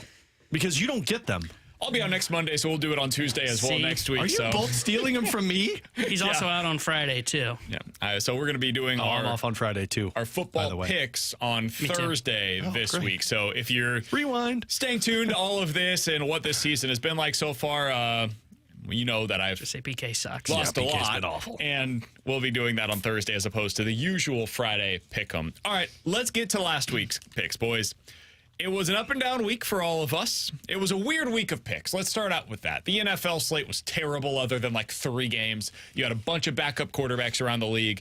On the college football slate, I can only speak for myself. I didn't love really many of the lines at all. So that made for some difficult Tanner picks. didn't either. Yeah, I loved one a little too much. Yeah, just a little. We'll get to that. As we'll find out. My whole belief system going into this week was, all right, I'm picking the games that I know what the quarterbacks are going to be. And because I know the quarterbacks, I have a better grasp on what I expect. Why didn't you do that the first 8 times? Well, I tried. It just didn't work out the first 8 times. We'll see if it works out this time. We started, Alex, with you and me picking the same exact game. No, we didn't. We started with T-Bone and BK with picking T-Bone and me picking the same exact game. I like the Texans -3. I think they can win this game. I think it's going to be one score just like every NFL game. I think they can win this game by a touchdown. So give me the Houston Texans. That is the one that I have as my 1-point play as well. I like the Texans a lot in this spot. I've been burned by the Texans this year. I'm going to try to be a little more risk averse. I like the Texans. I like their quarterback. I think they have a significant advantage. Trout to the end zone. Touchdown! Tank Dell! C.J. Stroud! I've never been more mad. Never been more mad than what we saw at the end of that game. I loved that he took a knee. Kicker. Yeah, that was great. That would have been worse because it's still a loss either way if they have the 3 points. Oh, yeah, so that's right. Let me take people through what took place at the end of this Texans versus Buccaneers game. All right. So the Texans, first of all, went up by 3 with about, midway through the 4th quarter. So I'm feeling pretty good. I'm like, all right, I think that's probably the spot where they're going to go up now. Baker's going to make some kind of terrible mistake. Texans are going to take it in to score. They're going to win this thing by 10 points. Nope. Instead, the Buccaneers drive it right down the field. They take a 4-point lead, which incentivizes the Texans to now go down and score a touchdown. Here's the problem, Alex, for the Texans. They don't have their field goal kicker. He's hurt. So when they go down and score with 6 seconds remaining in the game, they decide to go for 2. And I'm thinking to myself, oh, okay, here we go, boys. They're up by 2 at this point in time. We had a 3-point line. We got to cover it to be able to get the W in our pick'em pool.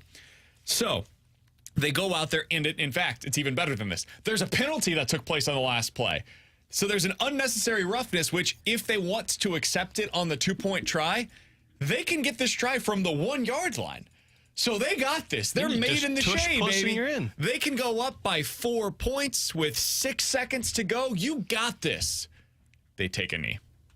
I love it. They take a bleeping knee. It was a great strategy. Instead of trying for the 2-point conversion to go cover the spread. I was furious. It's great. It was smart game planning to just take the knee and let the game end. You don't need a 4-point win. What a brutal beat. A win is a win.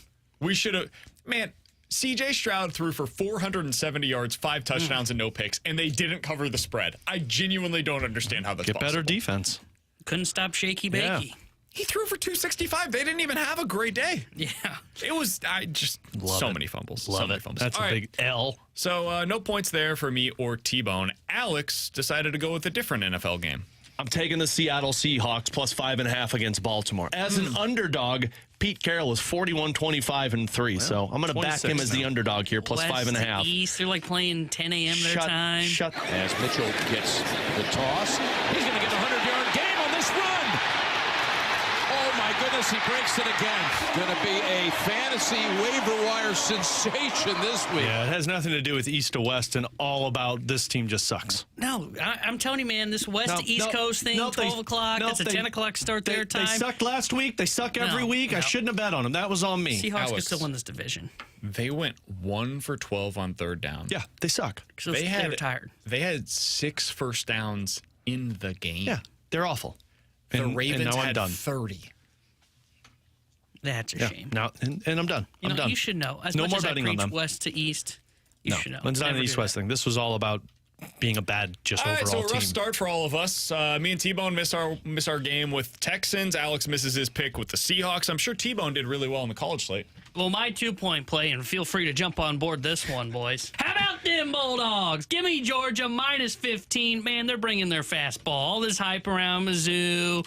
Give me them Bulldogs minus 15. This is going to be a shellacking this weekend. Cook rolls right. Oh, he threw it away and it's picked off. That's Stackhouse to the 20. Stackhouse Why are you using this highlight? down to the 5. Georgia. He's a damn touchdown to close. Burden.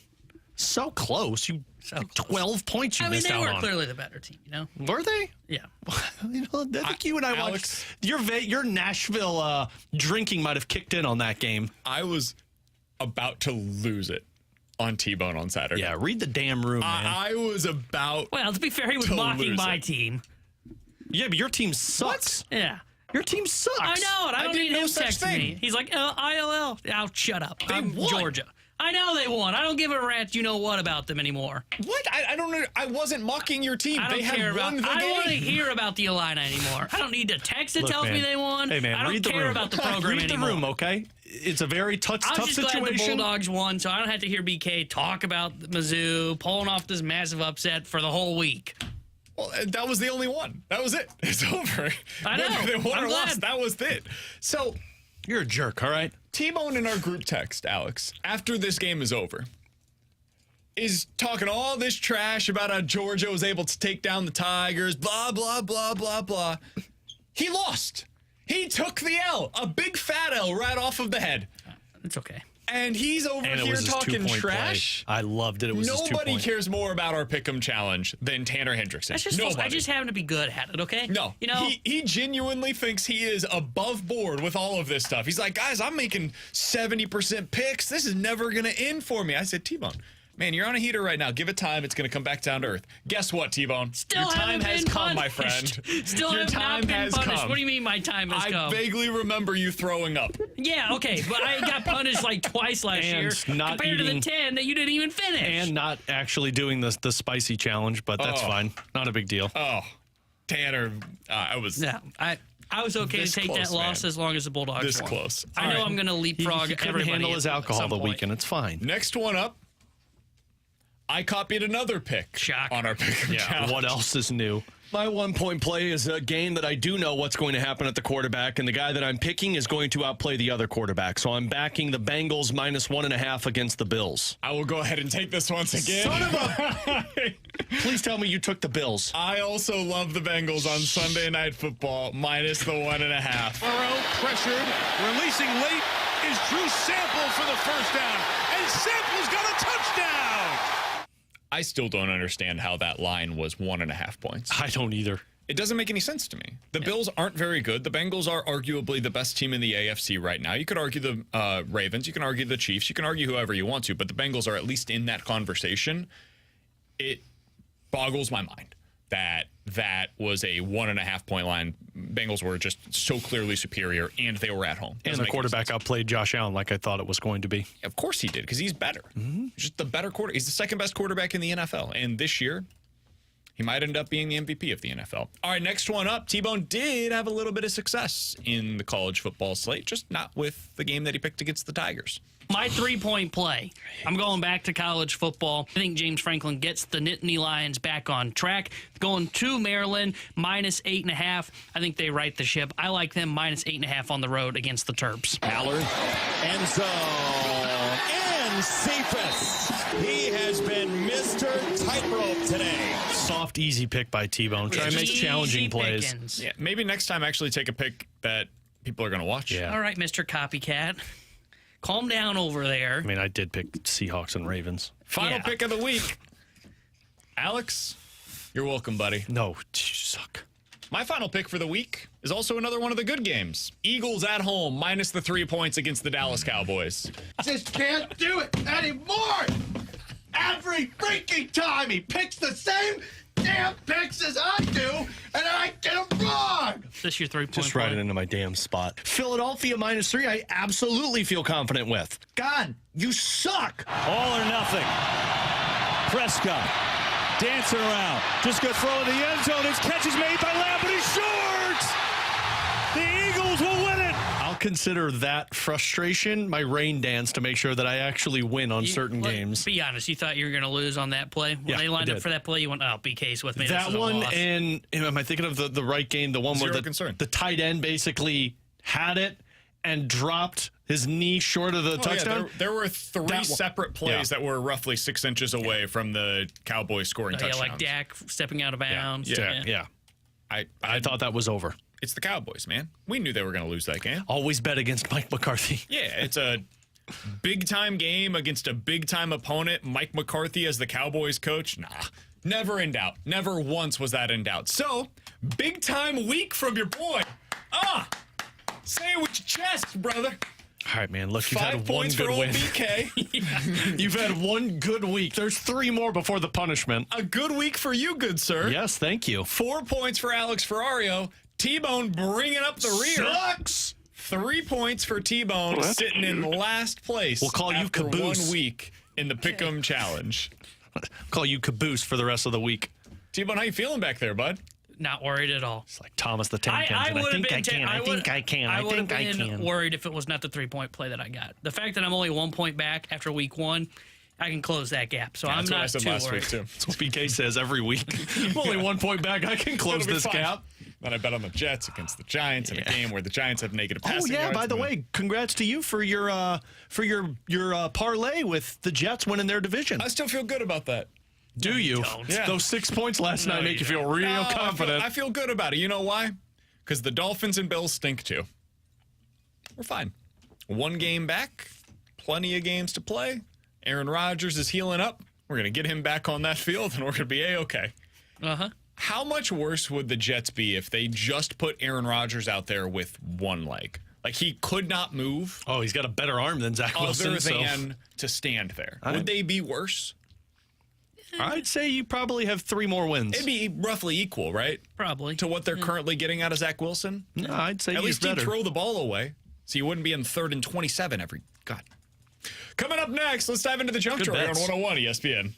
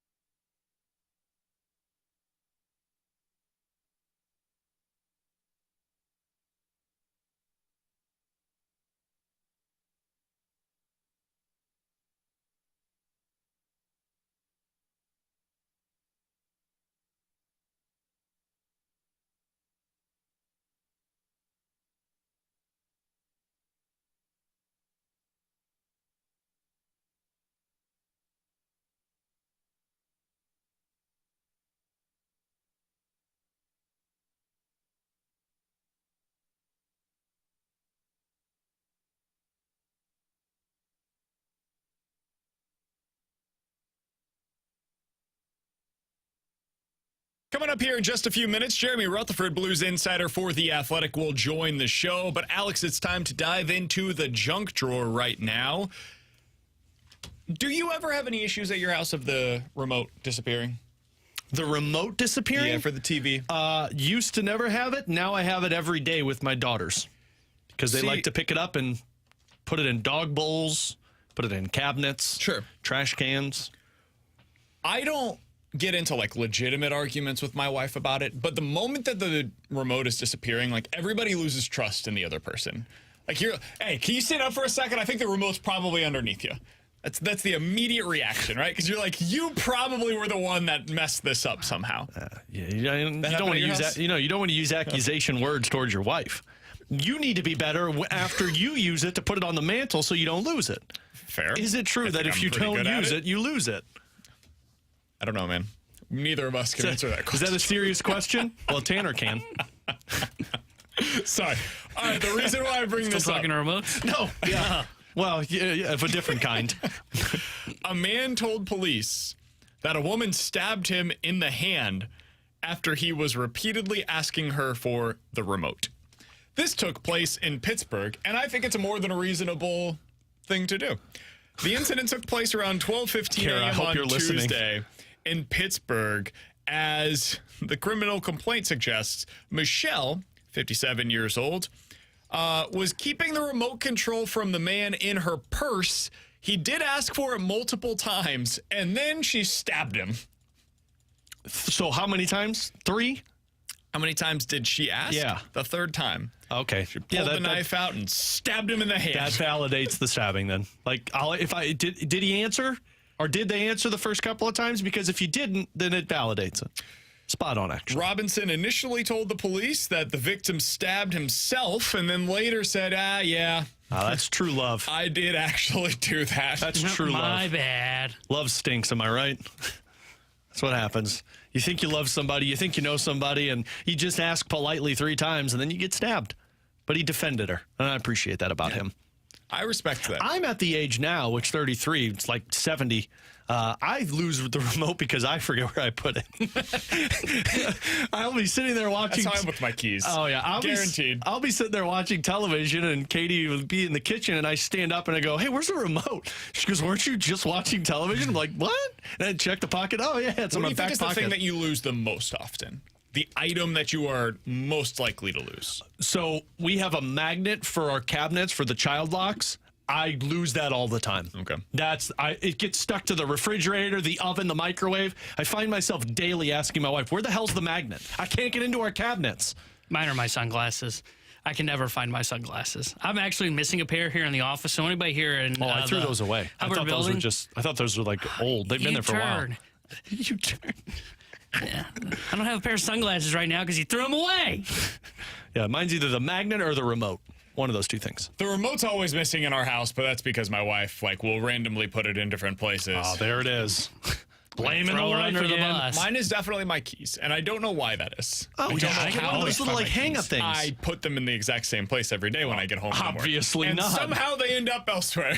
I think Obviously. It's probably Luca's fault. Coming up next, we're going to talk to Jeremy Rutherford, Blues insider for The Athletic here on 101 ESPN.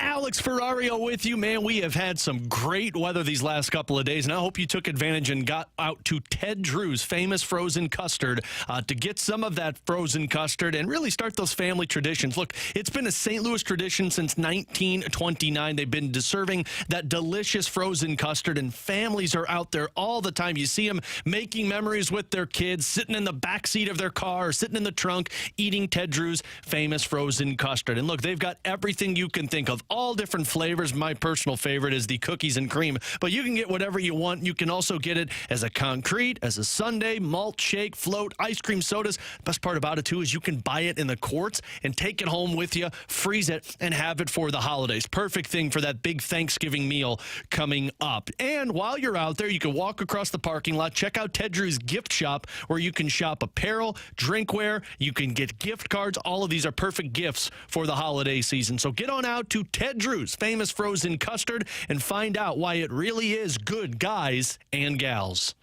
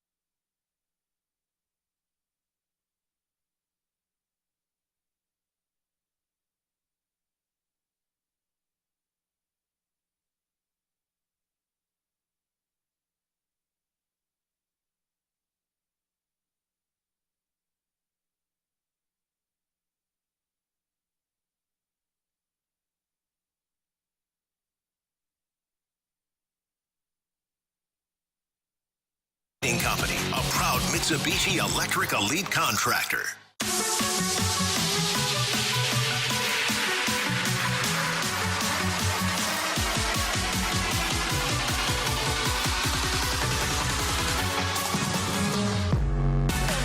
Ferrario and Tanner Hendrickson. I'm Brandon Kiley. We're happy to go out to the 101 ESPN hotline to be joined by the Blues insider for The Athletic. He's Jeremy Rutherford joining us here on the show. If you go over to The Athletic today, go to the St. Louis News site, you'll see that JR dropped a Blues mailbag this morning. We'll ask a little bit about that coming up here in just a minute. JR, how you doing, man?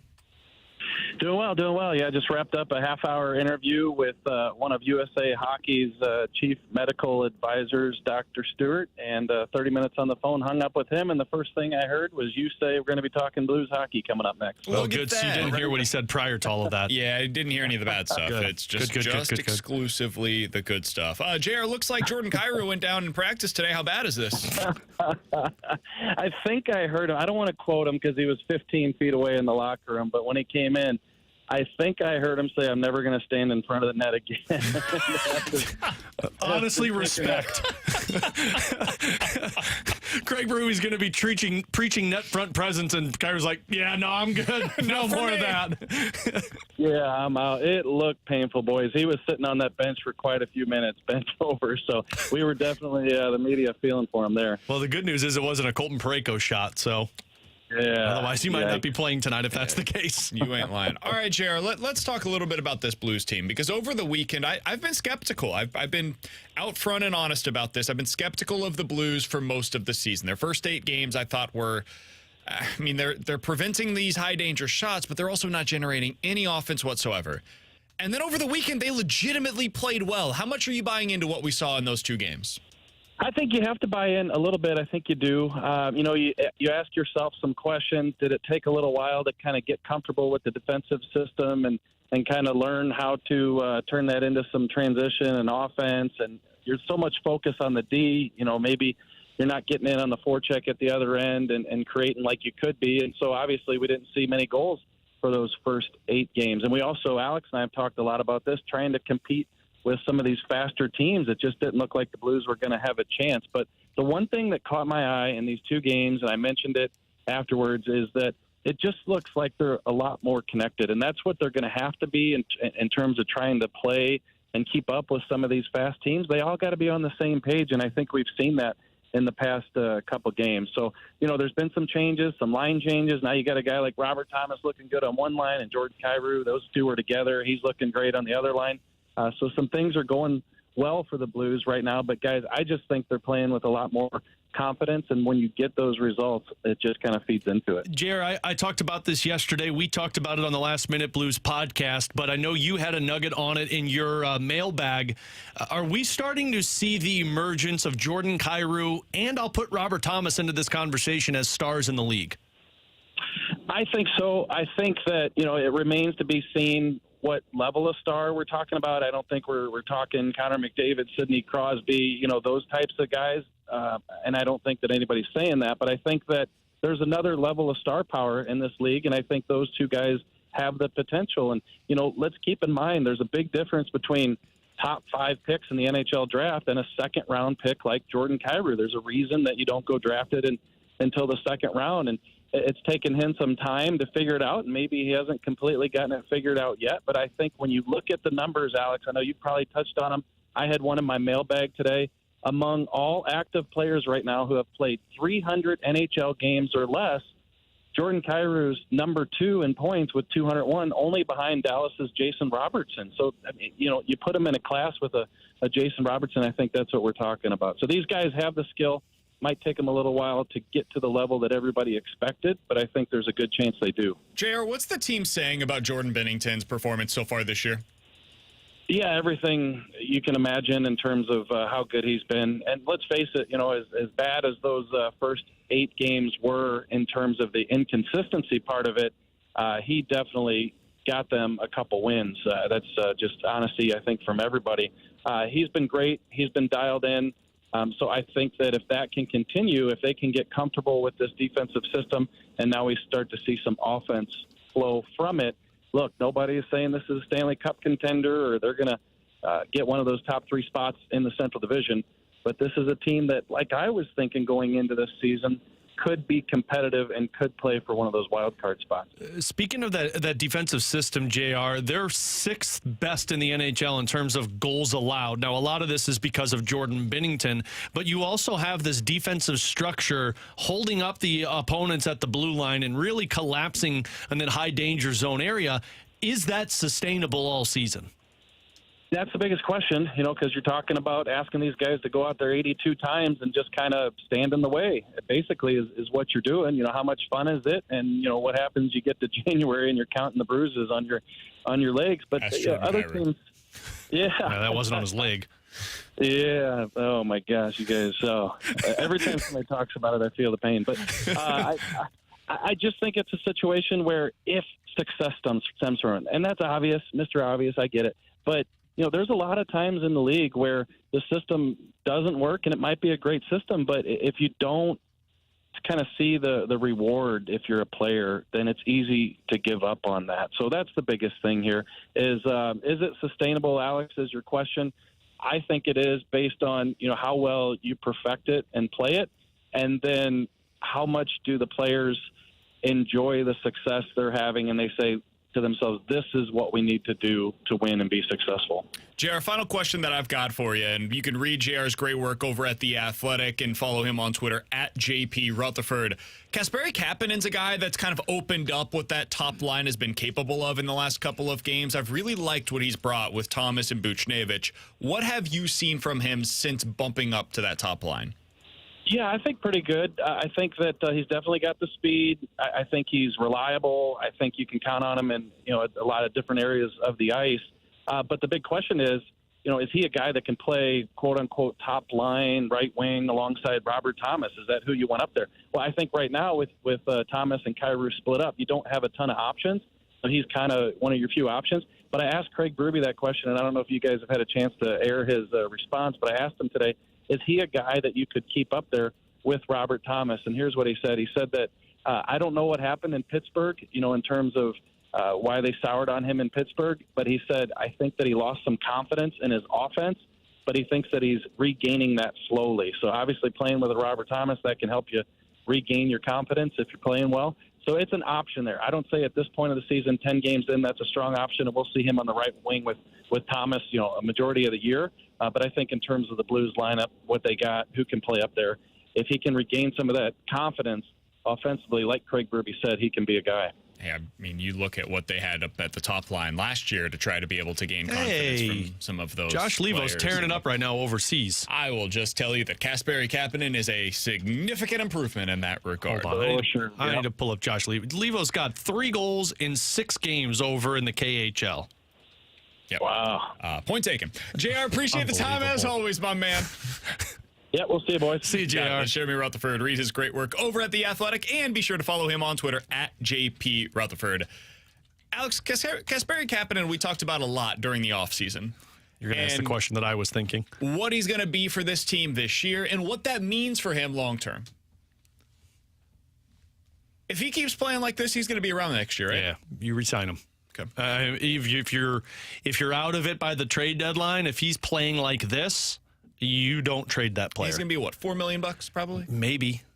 I mean, if you're not 3 to 4, yeah, I would say somewhere around 3.5 for 2 years. I mean, here's the thing for Kasperi Kapanen, and people overlook this. We're going to hear him later on tonight on my pregame show. But this guy played on a line with Matthews and Marner in Toronto. He played on a line with Evgeny Malkin, and that year with Toronto, he scored 20 goals. The year with Pittsburgh, he scored 11 goals and had 30 points. Like, this is a guy that throughout his career, he's never really got the sustained opportunities in the top 6. It's always been like you've been good for a short period of time, but then you get pushed down to a third-line role. Maybe that's some of the coach. Maybe that's some of Kasperi Kapanen's play. But if you're relied upon to play in a top role and get responsibilities that you're not getting elsewhere, power play time, penalty kill time, 5-on-5 late in games, you get more confidence. And if you can pay somebody $3.5 million for a couple of years who can play in a top line, I don't know why you wouldn't sign. That's the type of cheap deals that you can get while you're bringing in younger players to take that next step. I think we always kind of assume here locally that, hey, these other teams have superstars that are the third piece to those top lines. And the truth is they're typically not. A lot of the time you have a role player that knows exactly what he needs to do for the 2 superstars that typically are playing with one another on that top line. And now there will be occasions where, like, Edmonton puts all of their stars on one line. Colorado puts all of their stars on one line when they really got to have it, right? Third period, late in a game, you need offense. Let's go. This is the time where we go ahead and deploy all of the superstars at once. But most of the time, especially in Toronto, you'll see those guys scattered throughout the lineup. And the reason why they do that is because you need somebody that's willing to do the dirty work. Kasperi Kapanen has shown the ability to do that at moments in his history and his career. And I think we're starting to see that with him right now with Robert Thomas. Thomas needs guys that play along with him that have the same hockey sense that he does. He sees the game differently than a lot of guys. And it's, I believe, Alex, hard for some players to be able to keep up with the way that he processes the game. And he makes these passes that are almost like 3 steps ahead. And if you're not on his level with the way that he's going to be playing, it's hard to respond quick enough to be able to make good on the pass that you were just able to receive. Buchnevich sees the game the same way that Robert Thomas does.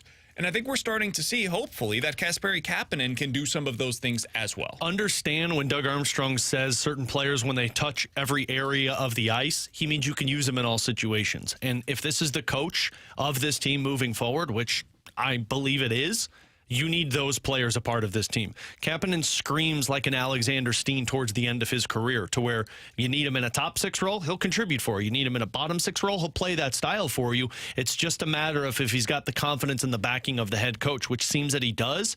And those are the types of players that when you bring up a Snuggerud and when you bring up a Dvorsky and they're playing in top 6, top 9 roles, you need these types of players to help those guys along. And that's why that's somebody that, if it continues, this is the most important part. And at the trade deadline, if somebody calls and wants them desperately and gives up a first-round pick, well, then you really have to consider your options. But, man, if Kapanen's playing to this level and he's clicking with Thomas and Buchnevich, you keep those guys around. 314-399-9646 is the Air Comfort Service text line to get involved in the show. Also, the mic drop features on the 101 ESPN. We don't do mic drops a ton. I'll be full disclosure. It's because in the middle of the day, you don't get as many of them. Face. Many of you guys are listening at work. Also, it's really hard on T-Bone, and he's a part of our show, and we like him talking as opposed to being back there trying to cut these things up. There's a lot going on. I'd say open up the phone lines. So right now, go ahead and send your mic drops in.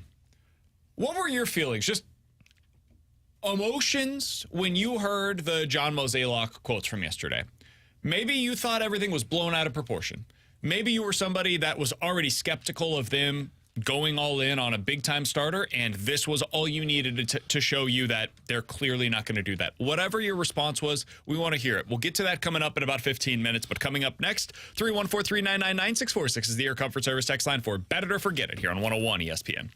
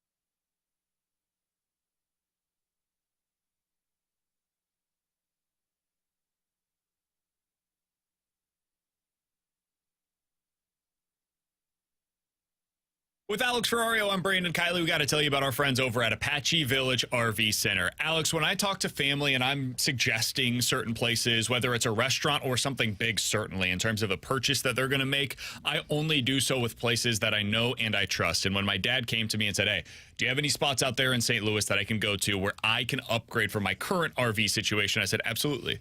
It's Apache Village RV Center. That's the only place that I would recommend you go. They will treat you like family. They will make sure that when you walk in the door, they're not pushing you in a certain direction. You tell them exactly what it is that you're looking for. And Alex, whatever it is that you're looking for, they probably got it on their massive lot. Look, vacationing can be difficult mentally, physically. You just don't like the scheduling, the booking of hotels, the dealing with flights.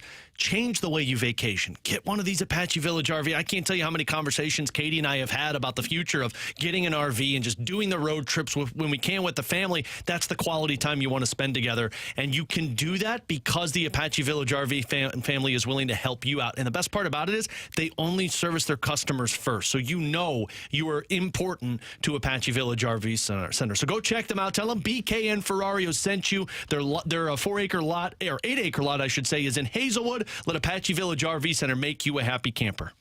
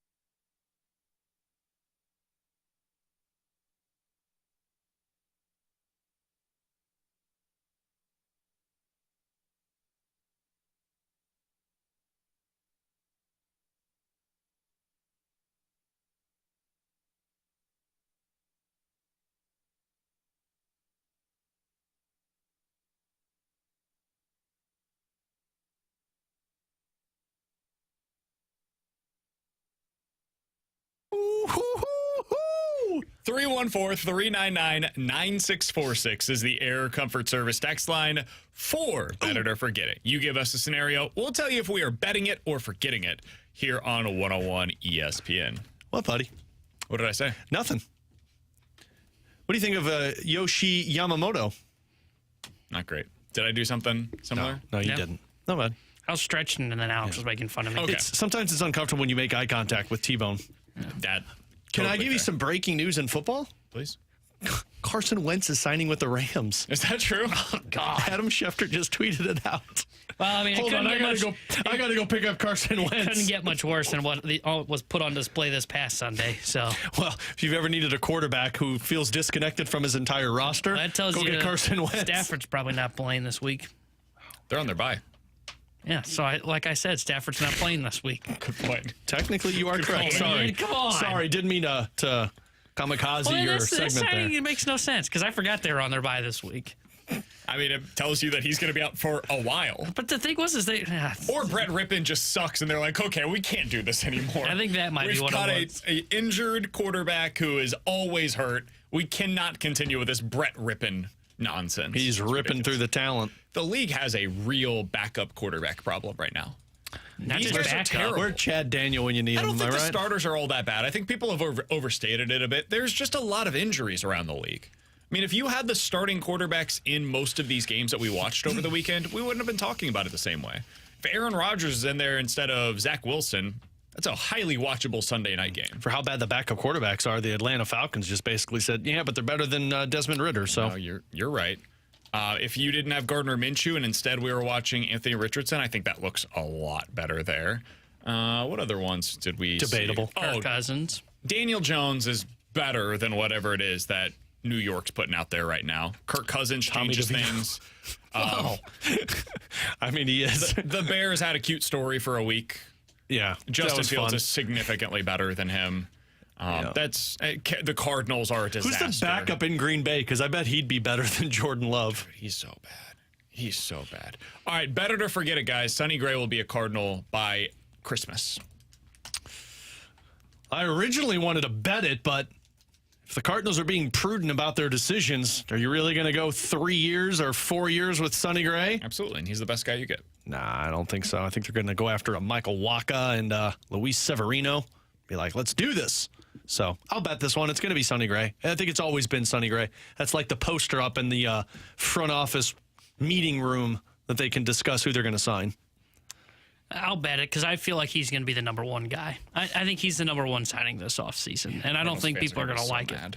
I don't blame Cardinals fans for not going to be, A, not going to like it, and B, be mad. I mean, I know he just finished, or he's going to finish top 3 in Cy Young voting since he's a finalist, but he's still not an ace. No. He's a number 2. No. And the Cardinals are going to sell you on it. Nobody outside of the Cardinals organization believes that, by the way. Like, I don't know where this... There's like an argument that's taking place between Sonny Gray's supporters and deniers that I don't think anybody actually is intellectually believing.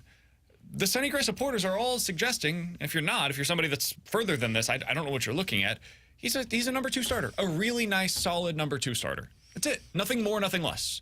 And if you treat him as such, he can be a quality signing for the Cardinals, and I believe will be a quality signing for the Cardinals by Christmas. I think that's what they're going to do. I think they're going to sign Sonny Gray, and the question becomes, what do they put around him?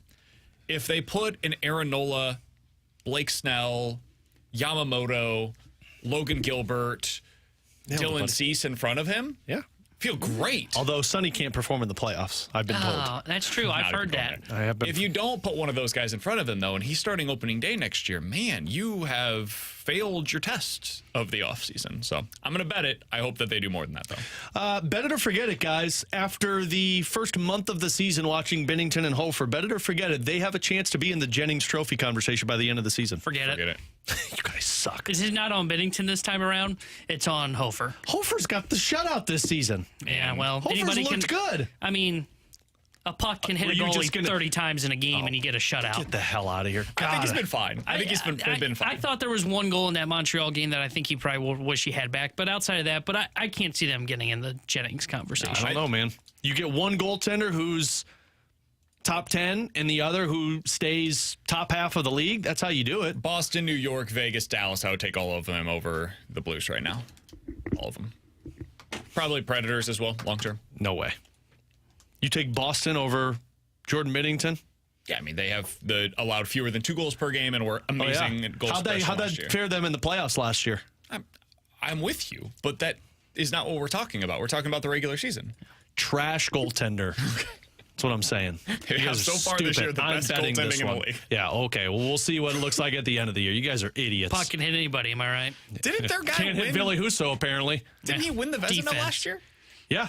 The guy that got bounced in the first round of the playoffs by allowing 4 goals a game. It was bad puck luck. Oh, my God. You two are stupid.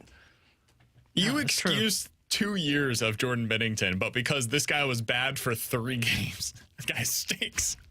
I don't excuse it. I say that the defense was porous in front of him. Yeah, That's what's going on with Husso, and you're putting Husso on I'm blast. assuming you're saying bet it. You're damn right I'm betting this one. Watched. And, by the way, I did have on one of my Ferrario 5s. Unlike the T-Bone 3 that are never correct, one of my Ferrario 5s with the Blues are the top 10 defense in the league. They're 6th right now. If you want to have that conversation, I'm willing to. Well, I also said Binnington was going to be top 10 in save percentage. And if he's top 10 in save percentage, Joel Hofer just needs to be adequate, and we're talking a Jennings Trophy. Bada boom, bada bing, boom, boom, boom. I think he's got to be top 3 for Jennings Trophy to be in the conversation for the Blues. Just shut up and move on. If Binnington, before I get to mine, if Binnington you got to ish on it a little longer? Well, you should like this, mister. It's always happy here in Blues land. Sunshine, and lollipops, and rainbows. If Binnington ends up having a top 10 save percentage, Blues probably could end up, I think, will be a playoff team. Will he be in the MVP conversation? That's a good question because maybe. No, you're talking regular season. Yeah. That always seems to go to the player who has the most points, though. Like, if a guy's got 100 points, I don't think it goes to a goaltender. You have to have abnormal numbers. The reason I bring it up, though, is like he's screaming what I saw with City this year, where I see Berkey making all these incredible saves that keeps him in games, and then they outperform every expectation, make the playoffs. Yeah. There's been one goalie that's won the MVP in the last. I didn't say win. I said get in, just in the conversation. God, listen. No, I know. I'm just like, that's some of the criteria that we're talking. No, I don't think he will be. Yeah, it's just unless you just have a rough season for individual offensive players. I mean, you're talking about somebody who has 100 points is going to get that award over a goaltender. He's got to allow fewer than 2 goals per game. Yeah, and that's you have to have even for Alex, who loves Jordan and Binnington. That's a bit bridge too far. Yeah. All right, guys, bet it or forget it. The Cardinals are learning the wrong lessons from the Texas Rangers winning the World Series by having volume in the rotation and not signing an ace. Bet it. Yeah, bet it. Do you want to carry this over to the other side? Because I think it's a really compelling conversation. Let's do it. I went through and looked at the top 2 starters for every World Series winning team since 2010. And I want to give you these guys in comparison to if the Cardinals end up signing Sonny Gray as their top option going into this offseason, all right? We'll do that and hear from you guys some mic drops on the Cardinals offseason plans based on John Mozeliak's comments yesterday, all next here on 101 ESPN.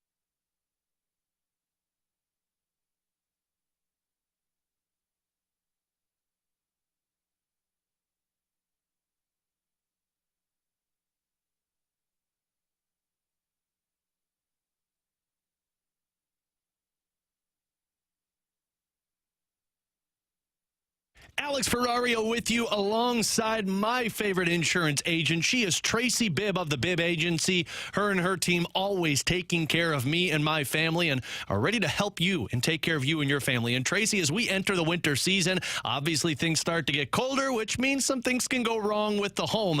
This is a very important time for people to make sure that their insurance is correct. It absolutely is. And gosh, it seems like it's been a while since we've talked because we have been so busy talking to people who have had their insurance change so much. So we're seeing a ton of rate change happening in both the auto and the home.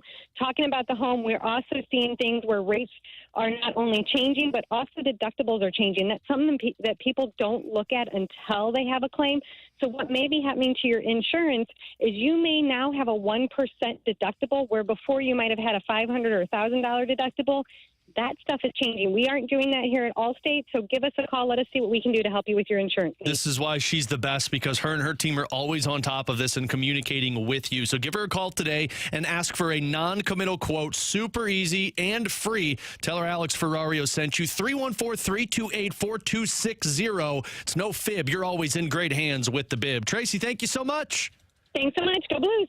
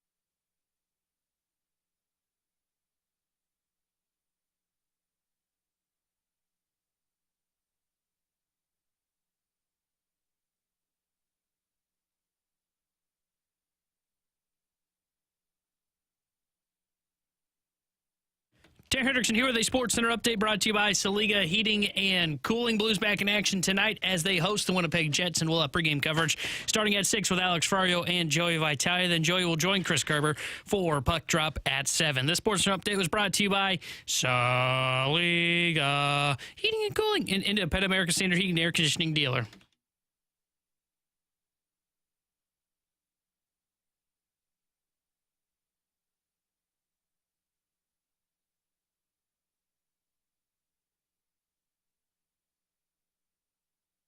Alongside Alex and T-Bone on BK, coming up in about 10 minutes or so, we'll get to the BK and Ferrario Rewind. What we'll be talking about there, Alex? Well, we should probably talk about how St. Louis City team is on the rise. Maybe talk about the Blues. Maybe talk about the city getting an NBA team. There's a lot of things we could touch on and stop talking about pitching, BK. So, we're going to talk about the Cardinals because they need pitching, and the president of baseball operations yesterday, for the first time in a month, spoke to the media about what the aspirations are for this team going into the offseason. There was a whole lot of hullabaloo. Hullabaloo. Yeah, whatever that word is. I'm struggling this week, boys. I'm already in vacation mode. I'm going to Austin this weekend. I'm ready to be there. Hullabaloo. So there's a lot of frustration in this fan base about the Cardinals not doing the things that are necessary to upgrade this rotation. T-Bone said in the last segment, he said, better to forget it. The Cardinals learned the wrong lessons from the Texas Rangers.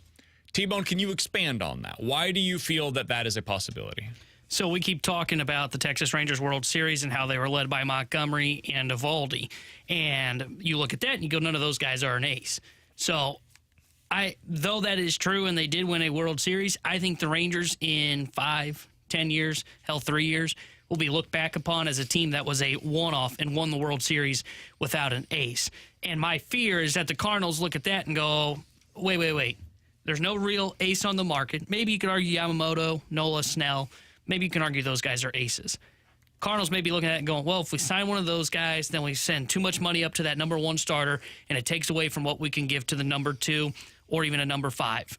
My fear is that they're going to take the lesson. They're going to look at the Rangers and go, that's the lesson. You can win the World Series with volume, and they're going to ignore the fact that they also had a Max Scherzer. Though he did pitch, was not the same Max Scherzer because was recovering from injury or just got back from injury, and they had signed Jacob deGrom, who happened to have gotten hurt. My fears are going to look at the Rangers and go, oh, volume, that's what we need. Let's go out and let's sign a Sonny Gray, that's a number 2. Eduardo Rodriguez, that's a number 2. Let's go get a swing guy like a Nick Martinez that can come in and be our number 5. When I say they're going to look at the Texas Rangers and say, learn the wrong lesson, that's my fears. They're going to overlook the fact that the Rangers did it right by signing a deGrom, hoping he would lead them in Game 1 of a World Series. Same with a Max Scherzer trading for him. But those guys were hurt, and they just so happened to get hot, win the World Series with a couple of 2-3s. But with that lesson, the Cardinals should also look at the lesson that the Texas Rangers accomplished in terms of, 1, they had depth that could actually pitch for them when guys went down, which the Cardinals just learned they don't have. And 2, they should have learned that when a Texas Rangers team made those signings and it didn't pan out or the injuries kicked in, they were aggressive and made trades and didn't sit on their hands and say, well, just didn't work out for us. The Cardinals aren't that team. Yeah, the Cardinals can learn a lot of lessons from the Rangers. What you mentioned, though, T-Bone, should not be one of them. That was their backup plan, man. Their primary belief was, we're going to get Jacob deGrom. This guy is highly risky, but when he's out there, he's considered to be arguably the greatest pitcher on the planet right now. He's as dominant as they come. He's got everything that you look for in a modern-day pitcher. Yeah, he's going 5 innings and he's out of the game, but he's throwing 98 while he's out there and striking out the world. That is what the look of a modern-day number 1 starter is, for better or worse. And the Rangers went out and bit the bullet and said, we need that guy at the front end of our rotation. And they knew that if he's injured, we'll have the pieces that can fill in for him. But when he's healthy, he's going to make us better than everybody else. But the look of their rotation going into the season was, we've got a number 1 starter in Jacob deGrom. We've got a number 2 starter in Nathan Eovaldi. We've signed our number 3 guy in John Gray. Number 4, we have already brought back because we decided to give a qualifying offer to Martin Perez. And then we're going to have young guys that are going to do the number 5 spot for us, and we believe somebody will step up. But those 1 through 4, established major league veteran starters that are in the exact slots that you would expect them to be if you're a fan of a team that is trying to win a championship. They went into the season, and I talk about this all the time with a basketball team. Do you have a go-to guy? If you don't, you're probably not winning anything meaningful. They had a go-to guy at the front end of their rotation. If the Cardinals do this with Sonny Gray, they don't. And they're trying to learn the lessons from the team that ultimately won the World Series. But they tried with deGrom, and then with Scherzer, and then with Montgomery, and finally they were able to hit on one. It took a while for them to get there, though. Guys, if the Cardinals go into this season and their number 1 starter, let's say it's Sonny Gray or Eduardo Rodriguez, it's one of those tier 2 starters on the market this offseason, right? Think about whoever it is that you believe is most likely to sign with the Cardinals, and now compare that pitcher to the names that I'm about to mention, okay? You tell me if the guy in your mind is as good as the pitcher that I'm about to name, okay? Just a yes or no. Okay. Nathan Eovaldi. So my guy better than him? Mm-hmm. Yes. Framber Valdez. No. I'd say no. Max Fried. No. Clayton Kershaw. Prime. I'm talking prime Okay, Clayton no, I Kershaw was when gonna the say Dodgers now won the I'd World say Series yes. in 2020. Think No. about in their prime when they were doing this. No. Max Scherzer. No.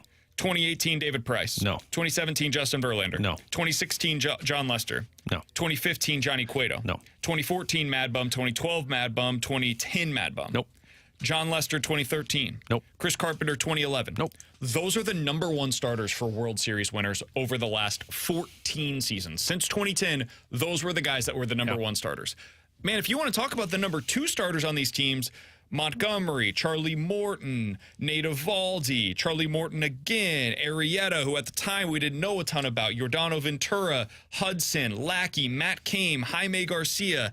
Those guys, you want to talk about them and compare them to the players that we're referencing in that tier two? Yeah, those are the Sonny Grays. Absolutely. He can compare to some of these starters. He's not in the class with these number one starters. And I say that as somebody that likes Sonny Gray. You got to go get a dude to be in this conversation. The problem with being a copycat team is if you only copy off of the most recent year, it's not going to be successful for you. Like a lot of teams do this in hockey where you try and copycat one team that just ran the table in the postseason, but the problem is you don't have the personnel for that, or the other teams have adapted to that, so now it's not going to work. You need to get ahead of the curve, and the curve has told you, minus this year that the Texas Rangers just went on this run, which also, I mean, let's not overlook the fact that the Texas Rangers, although their pitching was dominant, they also were led by offense. They were led by Corey Seager and all of these dudes who hit in the biggest stage possible. But let's go back 10 more years following that. And those are all aces.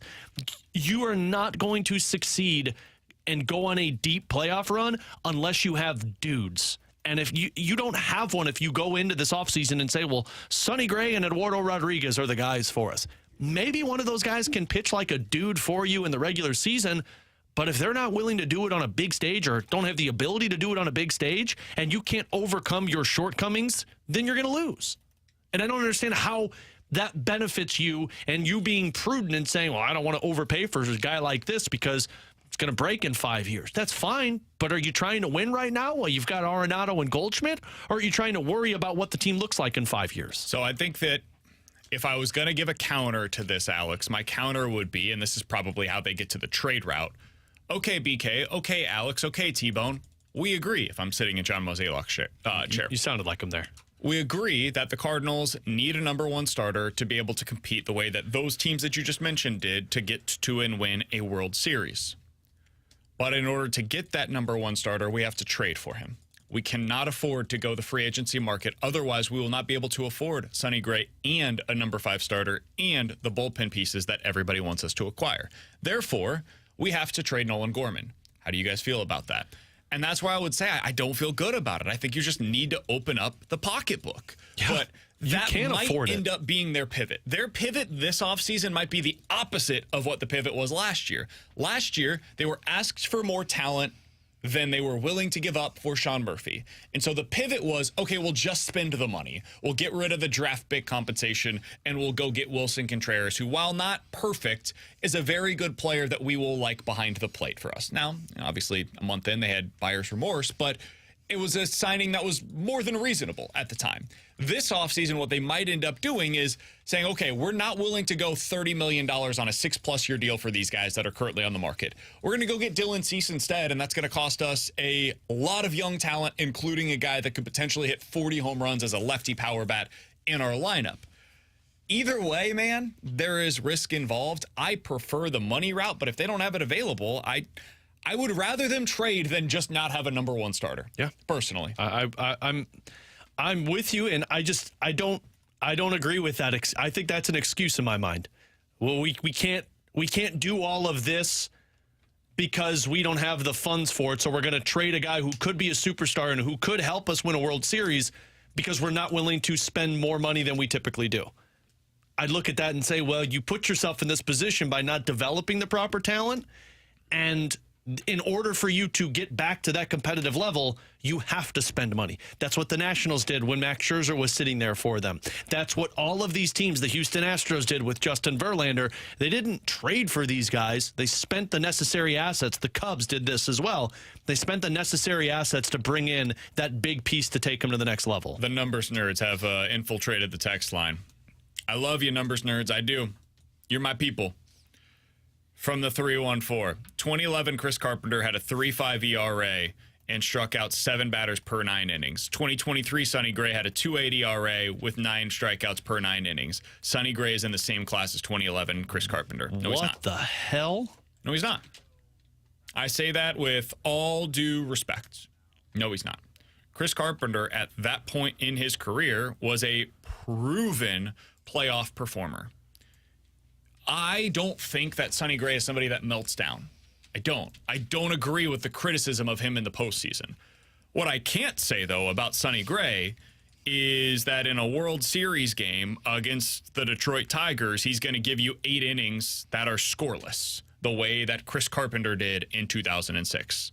So, no, I do not agree with that statement whatsoever. Yes, I understand Chris Carpenter at that point in his career. Maybe he wasn't quite the same pitcher that he was previously, but he threw 237 innings that year and was an absolute horse for the Cardinals when they needed it most. So, no, I do not agree with that sentiment whatsoever.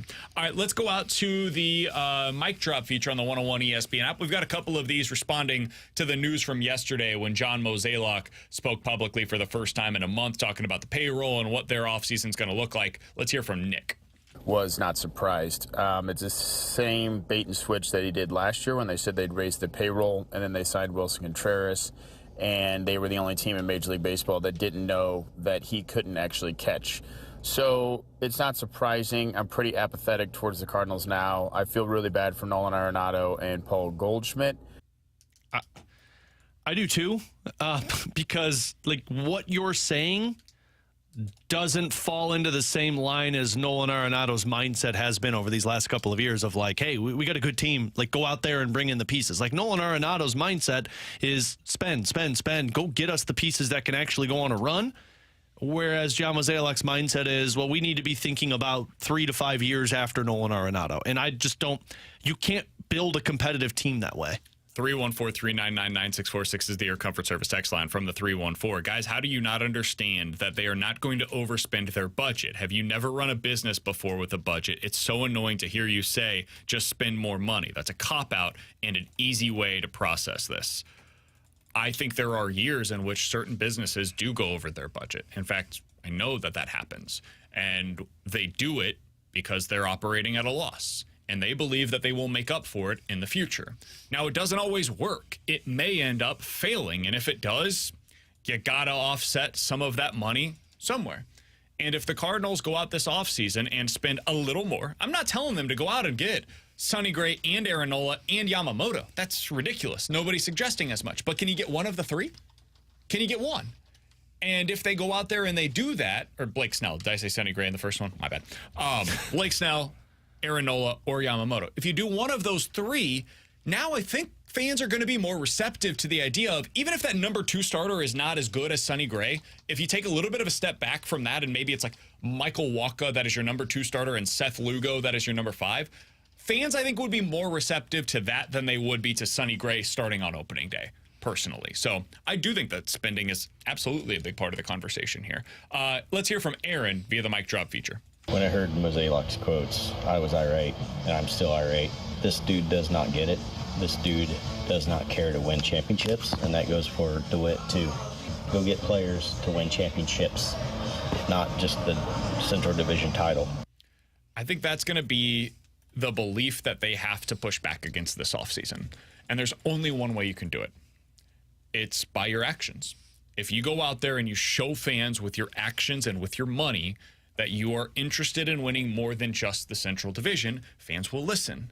But if you don't, if you continue doing more of the same after a season in which you promised everybody that it was going to be different, I don't know why any fans would believe you. Yeah, and if you have a lackluster offseason once again, you've lost all credibility. And you might have already done it, but I mean, this is a one-off having this bad of a season. But if you go out there and have a historically bad season by the Cardinals and say, well, you know what, we can't justify spending all of this money and years on somebody that we're just unsure how they fit in, so we're just going to go to that next level down and find some of the best available, you've lost all credibility. He's Alex Ferrario. That's Tanner Hendrickson. I'm Brandon Kiley. Coming up next, we'll hit the BK and Ferrario Rewind here on 101 ESPN.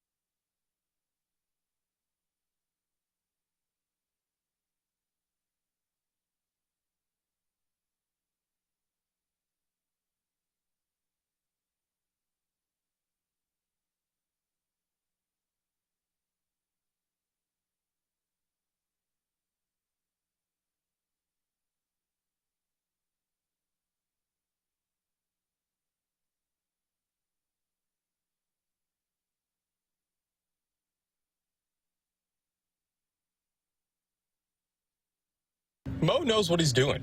Mo's a smart guy, Mr. Bowtie himself. You know, he makes all these decisions. He just knows more than what we do. He's better than us. That's enough! I'm tired of it! Mo doesn't know what he's doing! He's gonna get some left-handed reliever from Japan and be like, this is our #1 starter! I'm tired of it! Get someone out! We're a blue-collar town, not some bow tie guy! Tired of it!